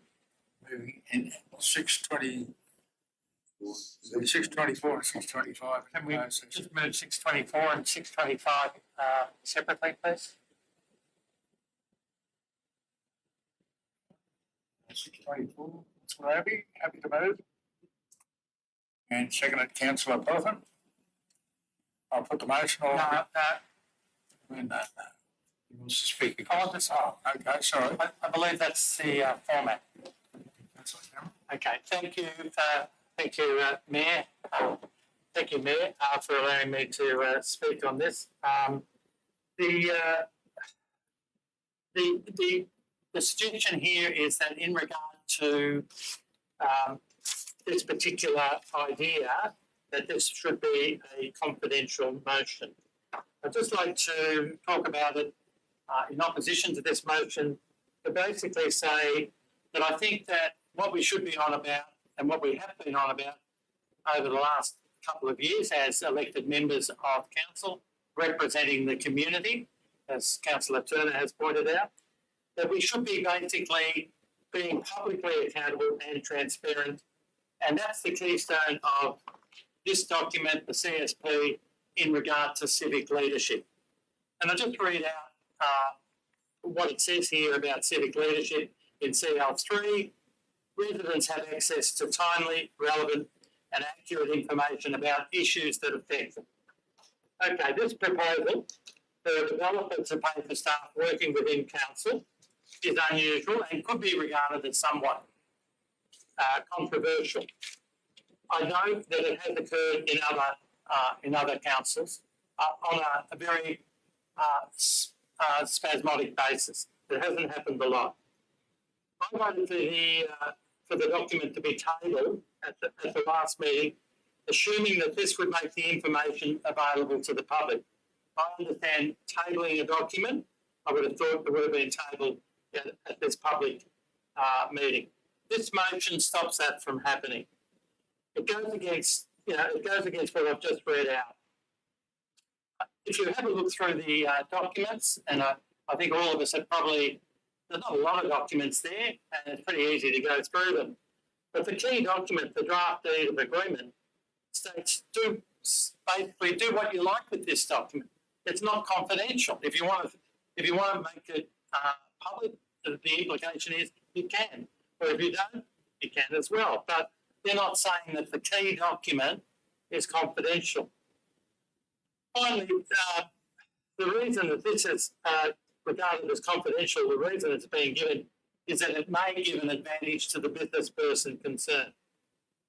Now, it strikes me as strange that somebody paying out hundreds of thousands of dollars, which is what it could be, is an advantage. I don't see that how that accrues an advantage to that particular person. It sort of needs to really be explained to me. So I'm saying that this legal reason that's advanced for the confidentiality or the move to confidentiality does not justify, because I don't think that reason stands up. Thank you. Thank you, Councillor Brown. Councillor Jones? As the mover of the original motion last month, I'd just like to refresh everyone's memory of what they voted for, and everyone voted for it. We resolved that a development control plan for the area covered by Yass Valley Local Environmental Plan Parkwood 2020 be prepared. 2, that a report be presented at the February 2024 meeting detailing the due diligence process undertaken to consider the offer by the developer to fund resourcing council to undertake the preparation of the development control plan, including all relevant independent legal and probity advice documents be tabled along with any proposed deed in final draft format. I acknowledge that the draft is the deed is not going to be a confidential document, and that identifying alternate funding options and resourcing impact on council's budget. That's what's occurred. Now, the fact that some of that has to be confidential is beside the point. Councillors have looked at these documents. We've been seen publicly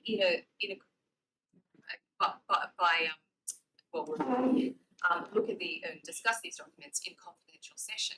But the community can be assured that due diligence has been done and that councillors have checked and observed that and resolved as a result to make a decision. Not everything can come out into the public arena. I'm just looking at some of these things that are in the discussion of it. Might include, the cost of contractors. Now, when we're going into a tendering process, I don't want a contractor to know what my ballpark is. Do you? Thank you, Councillor Jones. Can I ask a question? Yes. I'll ask a question of the mover. Not of this motion, of the previous one, which we all voted to bring these documents to this meeting. It does say here in my report here that the word tabled was used. I don't think you mentioned it when you were just speaking to it a minute ago. So all relevant independent legal and probity advice documents be tabled along with any proposed deed in final draft. Yeah, okay, they're tabled. Okay. So can I ask a question? What's your definition of being tabled? It's in our meeting business papers. It's on the table.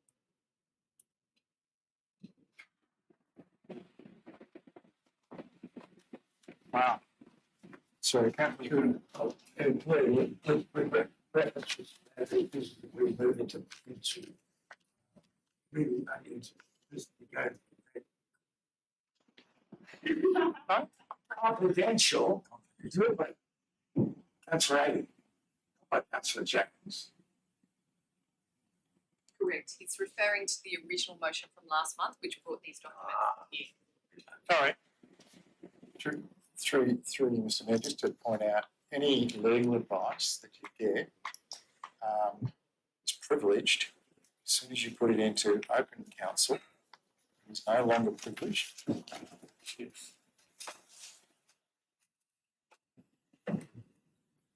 Any further comments or questions? No? All those in favour? Those against? Declare the motion carried. Now on to 625. Someone like to move that going session? Councillor Boots, Councillor Potter, thank you. Any discussion? I'll put the motion. All those in favour? Those against? Motion. 626. Late withdrawal. With a recommendation. So through Mr. Mayor, it's quite wordy, but basically the solicitor have indicated that we need to make reference to all the relevant sections of the acts, so that multiple acquisition processes involve ministerial approval. So for the ministerial's approval legal, it needs to be based on the legal descriptions that have been provided. So this is what our solicitors have actually advised us to do. Councillor Burgess, we have a seconder. Councillor Turner, thank you. Any questions, councillors? Not, I'll put the motion. All those in favour? Those against? Declare the motion carried. Notice of motion.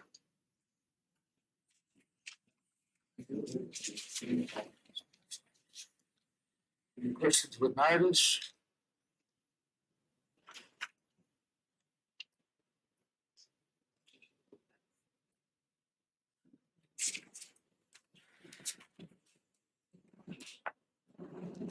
Okay, we have a response. So it's up on the board.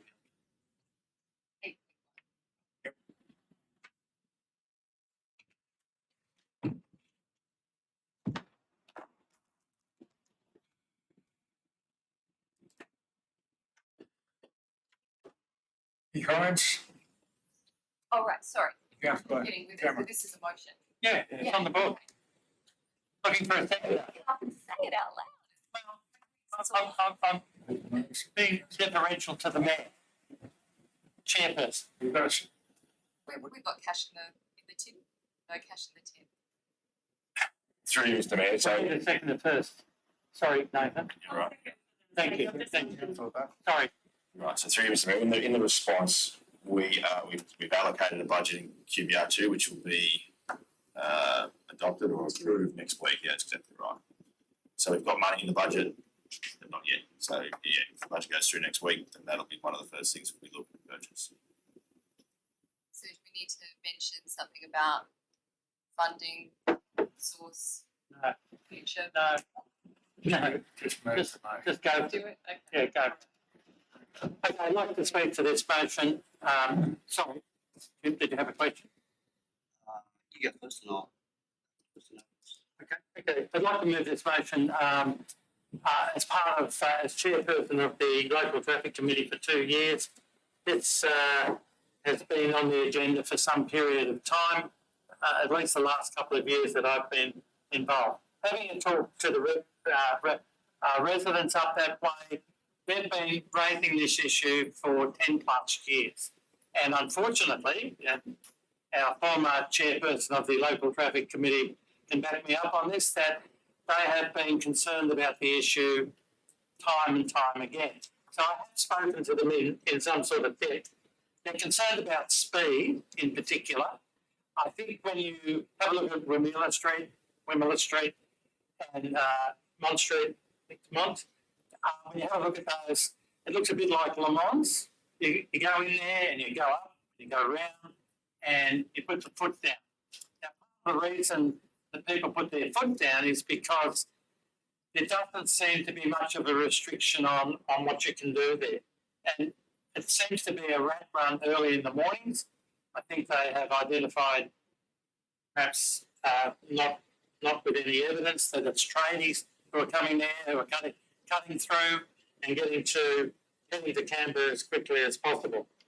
I think the problem there is definitely exacerbated, and I've only sort of really picked this up lately, that the lack of footpaths. There's no footpaths there, and I had some people who were living next to us who went for walks with their dogs up around that way and down, and they commented that basically there was a lot of traffic there and it was getting out of hand, and they had to be very careful being on the grass, etc., and not being on the road. They said it was quite dangerous. So basically we're finding that we're being sort of.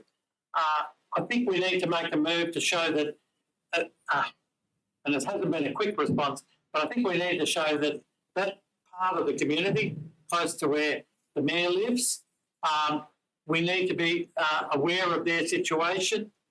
They are basically elderly people, but they have pointed out to me that, there's turnover occurring there. There's going to be more and more people, young people with families, with prams, and it's going to be a continual dangerous situation. As I said to a couple of people, the local traffic committee, if you want things done, there's just a demand for data all the time, and we don't have any data. I think in the report it's pointed out, or it's been mentioned to me, that our current sort of traffic counters are no good, or they're unsatisfactory, they don't do the job, and we've been sort of asking for this to be happening for some period of time. And I take the point that it has been mentioned previously that we need these things. It just hasn't got up. Again, it's a priority, and our priority should be dealing with the community and trying to satisfy what their requests are as quickly as possible. And this really ain't quick as possible.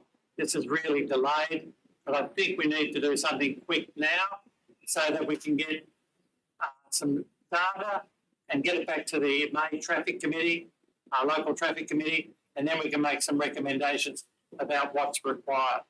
So I urge you to support this in the interest of supporting the community around that particular area. Thank you, Councillor Cameron. Councillor Reid. Yes, through the CEO to Director of Infrastructure. Could you tell me how the speed traffic counter will help people when the problem is speeding, not counting up the number of cars going across the counter? Wouldn't you be better off putting up speed cameras or getting police involved or something of that ilk? I do get it that traffic counters can be of use, but getting 6 of them, what? I can tell you now, you will have to stand on Hercules Street or the South Street for a while, and you will realise you'll get plenty of results. Through Mr. Mayor, so traffic counters won't reduce the speed of the traffic. What it will do is it'll count the traffic, and it'll also give us a breakdown of what vehicles are using the road and what speeds they are doing. So we'll give you that information that if there is an issue with speeding in the area, we'll get the 85th percentile of the speed. And there's a lot of data that comes with those traffic counters that Councillor Cameron mentions. The local traffic committee, for generally any safety works to go ahead, they want to know what that data is. For our maintenance grading programs, we need to know what the number of traffic is, how many heavy vehicles are travelling on those roads. We do need to start capturing that data again. As I mentioned before, it has been included in the QBR2, which will come to you next week. Once that's approved, it'll be on one of my team's priorities to get these traffic counters purchased and in operation. My only concern is the lead time for the traffic counters may not give us time to have them in place and traffic data collected before the May Council meeting, but we will try. Councillor Cameron. Just to sum up, You've got a question, you go. through you, Mr. Mayor. So just a question to Councillor Cameron. Once you have that data, so is your main priority to get a footpath in, reduce the speed limit, get some speed humps in? Like, what do you want out of just for that area in particular? All of the above. We can't do everything at once. We can have a really good discussion once we have the information. What's the most appropriate type of thing to do? Mike, I won't sum up now, but I think there are a number of options. Even line marking up there, a double line, say, particularly Wheeler Street would help because it would indicate that that these curves are not to be taken at speed because you can get to the top of the hill and suddenly there's a car coming up towards you very quickly. So it can be quite dangerous. And just through you, Mr. Director of Infrastructure and Assets, I'm a huge advocator for reducing the speed on our local, especially rural roads with no footpaths. It is actually becoming a massive issue in our community at the moment. Would there be any way that your department could look specifically at these roads with the traffic committee without this data, just immediately now? Through Mr. Mayor, look, you can, but you don't have this. If the issue is speeding, we can't confirm that. Our current position is we'll get the police out there and they'll do blitzes and whatever they can do, but we can't confirm or deny that people are speeding in those areas without having some of this data. So it makes it difficult. Just a couple of comments. Area is very familiar to me. It is the perfect storm. It's got inclines, curves, vegetation. The line of sight is not great. The car drivers have to hit the juice to get up the hill, and then they're on, like you said, a beautiful Lamont on the way back down on Mont Street. Give away signs that they ignore. Yeah, so it is the perfect storm, and you do have the tradies in that area. I'm pretty sure they might just curb their behaviour while the traffic counters are in play. I don't. I'll lay you on. No, we're in. Are we still in confidential? Oh, sorry. Got it? Pardon. The insult. Take no Oh, offence. sorry, it's been a long day. I just want to confirm that without the data sets, we can't push police to do extra patrols because when they go, there's nobody there. It's intermittent. But if we have the data to say, look, between the hours of 5 a.m. and 7 p.m., that's when your core speedsters will be around, then they've got something to work with because their resources are limited too. I like the fact that this could prioritise footpaths in our pan. I thought outside the square on that one, so I think that's a great incentive to do it. If people are speeding and we can't contain it, then footpaths are at least a solution for safety for residents. I just want to urge that the solution is not what you might think if your intention is to put speed bumps in terms of noise.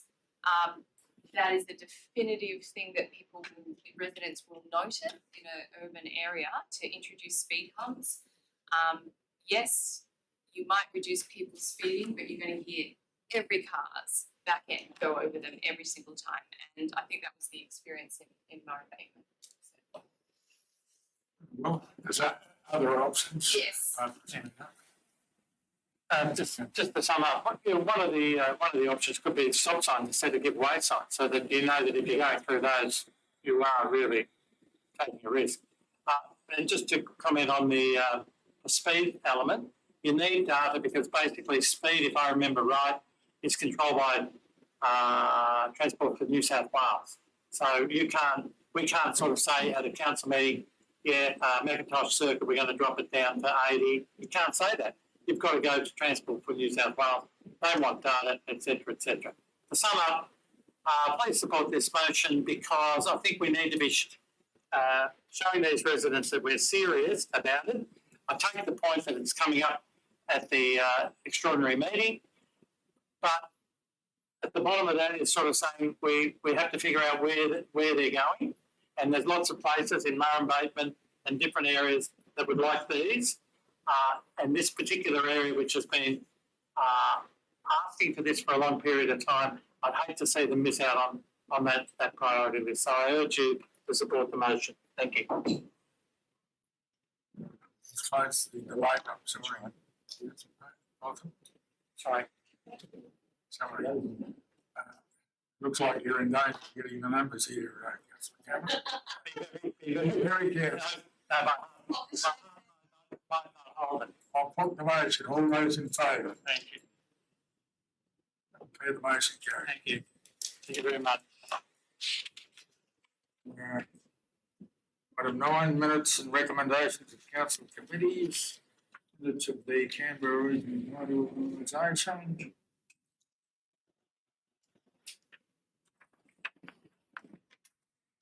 Recommendation, someone like to move the recommendation, Councillor Reid, seconded, Councillor Burgess. I'll put the motion, all those in favour, those against, declare the motion carried.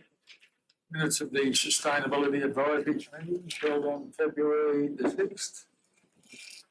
Number of recommendations. Just through Mr Mayor, just before you vote on that, just to let you know that I've contacted the JO. They are going to be procuring the services of a company to do the bin audits. So we are part of that procurement process. So maybe that recommendation should be that we work through the JO on to conduct the bin audits.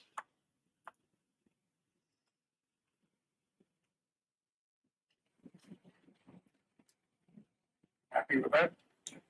That's acceptable. Because I have talked to the CEO about this, and they are going to be looking at getting data again, local data for Yass Valley LGA, and so that's what we require. So that's okay by me as the chairperson of that.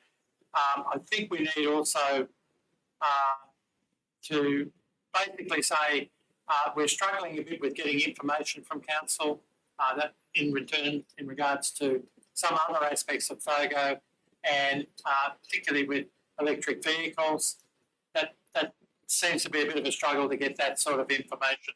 But I would like to say thank you to the Director of Planning for helping us have a meeting with the Sustainability Committee, to have a meeting with the playground group at Murrumbateman to have a bit of a talk about sustainability issues, etc. And we look forward to see more of that happening. So thanks very much for that. Thank you, Councillor. Councillor Reid. I'm just a bit confused there. To the CEO, were you recommending changing the JRO? Recommendations that the council work with the, sorry, that's what I'm suggesting, is you work with the JO to conduct the bin audits. All right. Because what was the recommendation of the committee was that council expedite the conduct of a bin audit. So in other words, go alone, and then we miss out on all of the advantages of a joint procurement, which the idea is the economies of scale keeps the price down. Thank you. Can I suggest an amendment to what we're prepared to adopt? I'd like to note item 4.3 and accept the action regarding to 4.2. What we're being asked to do is communicate to the Yass Valley whether the redesigned Crago Mill precinct is fully responding to the recommendations made in the Climate Change and Natural Disaster Risk Assessment, and how the adopted changes to the design, including amendments to the lighting, ceilings, landscaping, roof and subwall specifications, may or may not impact on the environmental standards of the buildings and the project's overall environmental sustainability. We're wasting our staff's time. I'm sorry, but we are. We've got a major project on the go. We've got an executive stretched like Vegemite across 5 loaves of bread. We, as 9 councillors, got the razor out, took responsibility for our actions, and got this project to an acceptable budget. Let's not put concrete on our shoes, step over this recommendation, note the concerns, keep it in the back of our mind as we continue on with this project. But let's not tie up our staff explaining hypothetically what we could have gained or not gained from these changes that we've made to make this an affordable project going forward. I'm sorry, but we just need to be sensible. We're going to move on a second to the motion. Yeah. I'll move it. So moving the, Moving what's there at the moment. yeah, so we need a seconder. I think that's the right one. To Ms. Mayor, I'd like to foreshadow that we note 4.3, Craig O'Mill sustainability and design issues, and reject the action to regarding the communication. So, to be clear, are you talking about a foreshadowed motion or an amendment? Oh, okay, sorry, an amendment, noting instead of actioning item 4.3. Thank you, councillor Jones. Do we have a seconder? Councillor Barker. Councillor Campbell. I don't see that as an amendment, if you're just noting it and not taking, you're destroying what the motion is about. It says council communicate to the Yass Valley community about that issue. Like, we've just now got 9 councillors who are going to be on a committee. They can look at this themselves. So they're going to have plenty of time to do it. They've got 6 meetings. There's no timeline there. It's basically saying, have a look at that document, which is a great document, and how does it impact on that? And I think there are some questions that need to be answered on that. I think the committee that you've set up to do the Craig O'Mill monitoring or whatever can look at that issue themselves. They can look at it. Doesn't have to be staff time. They can have a look at that climate change and natural disaster risk assessment document, 2021, which is a great document, and basically say, how are things happening? It doesn't take an expert to look at it. I think what I'm saying is, what the Sustainability Committee was saying is, there are changes occurring. Are we keeping in mind climate change into the future and what the possibilities are in terms of having an impact on a building in 20 years' time, 10 years' time, who knows, 5 years' time. I just don't see it as a problem. Perhaps we go back to the original motion before the amendment. Just bear with me a minute. Yeah.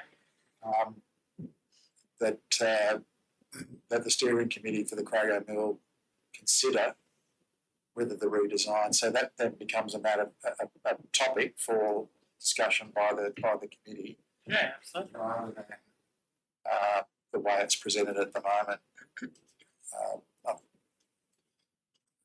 I'll throw that out as food for thought for councillors. Councillor Jones. Thank you, Mr. Mayor. Just a question to the CEO. This committee has a number of terms of reference as to what it can and can't do. Do these things fit into that term of reference? And this sustainability committee seems to be de facto green committee, which is giving green advice on the environment to the rest of the world as to how our buildings should be designed. Does it fit into their terms of reference, or is that why they've been employed to become a green voice? Through you, Mr. Mayor, they did select some priorities to focus on. They also have introduced new things from time to time. That's what the committee wants to do, and it's a bit of a, as I said, they're adding things and distracting from their priorities, but it's not they can't do it.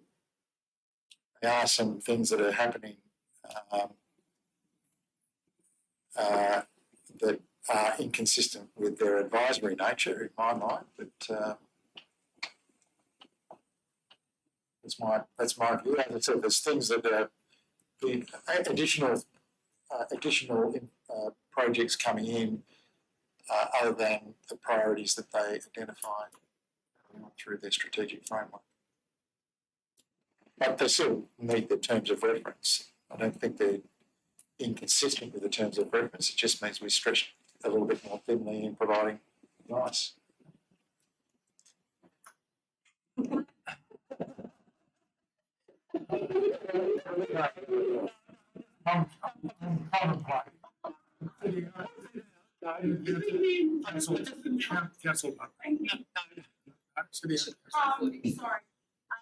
Through you, Mr. Mayor, I don't actually know who this question is directed to at the moment. I understand point number 1, because we've got a document to refer to. Yeah. But with point number 2, how would we know that? Like, would we have to get expert advice in? Would we refer back to the sustainability committee? I don't know anything about that. So I don't understand how we would get the information about that. It's a question for me. I don't know who it is to. Okay, through you, Mr. Mayor. The thing is that the staff can look at the plans and, you know, certainly post the negotiations that you asked us to undertake to get the budget down below it was outside the budget, so you wanted us to get it down to the budget. So we can go through and have a look at the things like the lighting, the ceiling, the landscaping and the like to see what's in and what's out, and whether we are actually meeting all of the requirements of the climate change and natural disaster risk assessment. I suspect that we probably haven't. We've cut some things out. That would be the simplest solution in terms of being able to respond to that. Now, the committee, the way the recommendation is saying that they're not necessarily seeking for that to come back to them for their comment. It's simply asking council to look at those things and communicate that to the wider community. So it's not a second bite of the cherry. I was just sort of responding with what Councillor Jones had said though, because she had made the statement that this would eat into staff time to do that, and to which Councillor Cameron said, no, we can do that. So I'm now confused as to who will be doing that. Will it be Councillor Cameron alone with the Sustainability Committee? Or is it going to be staff? Like, which one is it going to be? The way it was worded, it's staff. It's staff, yes, okay. If council adopted the way it was recommended, that would be tasked to staff. Through you, Mr. Mayor. Like all recommendations that come from committee, they get tasked to the staff My member. amendment has been changed, and I did, through you, Mr. Mayor, as a point of order, my amendment has been changed, and I appreciate the CEO's input, but I would prefer that it be reverted to that council notes item 4.3. The reason being is that the steering committee can choose to pick this document up because we've noted it, but we are allowing an advisory committee of council to set our agenda before our steering committee has even met. So if you want to get bogged down in this right now, fine, do it. But I would prefer that we note this item, and we as a council in the steering committee can choose to pick this up if we so wish. Councillor Butler. Through you, Mr. Mayor, my question kind of dovetails similar to what Councillor Butler said before. My question, and I don't even know who this is for, it's possibly even our Director of Planning, but wasn't the whole design and everything done under pretty strict New South Wales planning like rules? And isn't all that stuff already, isn't the sustainability things part of that? Like, we haven't gone down the road and picked up some lights or whatever, because to me, anything you build on a commercial standard has already met all of those requirements. So I would have assumed that those the plans and even the stuff that we were shown, like all of that, even though we've pulled it apart and changed things, we haven't gone outside New South Wales planning's rules as far as building a commercial premises. Am I correct? I don't. So to me, we've done that. Through you, Mr. Mayor, I do recall there was discussions around the energy efficiency and that sort of thing related when we were doing the design, definitely. You may have recently sent emails where I said I'm not a building certifier, so I don't like to provide certifying advice.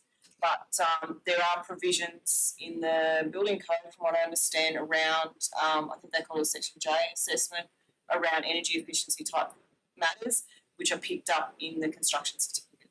From my understanding, but I just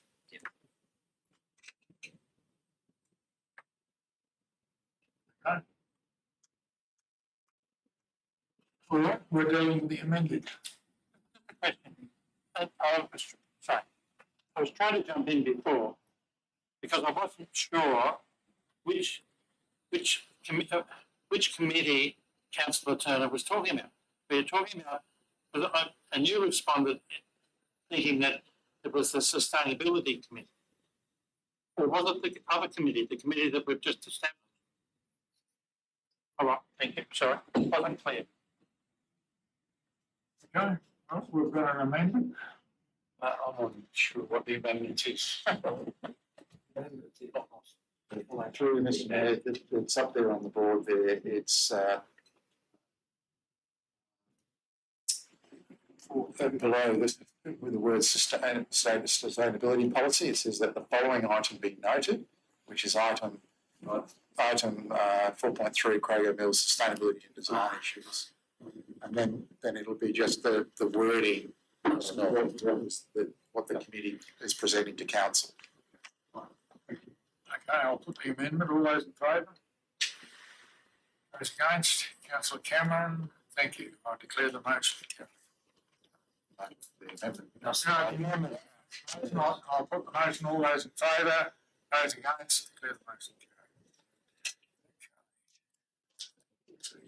It's your alertness. Might come back and bite me. I'll blame you for that.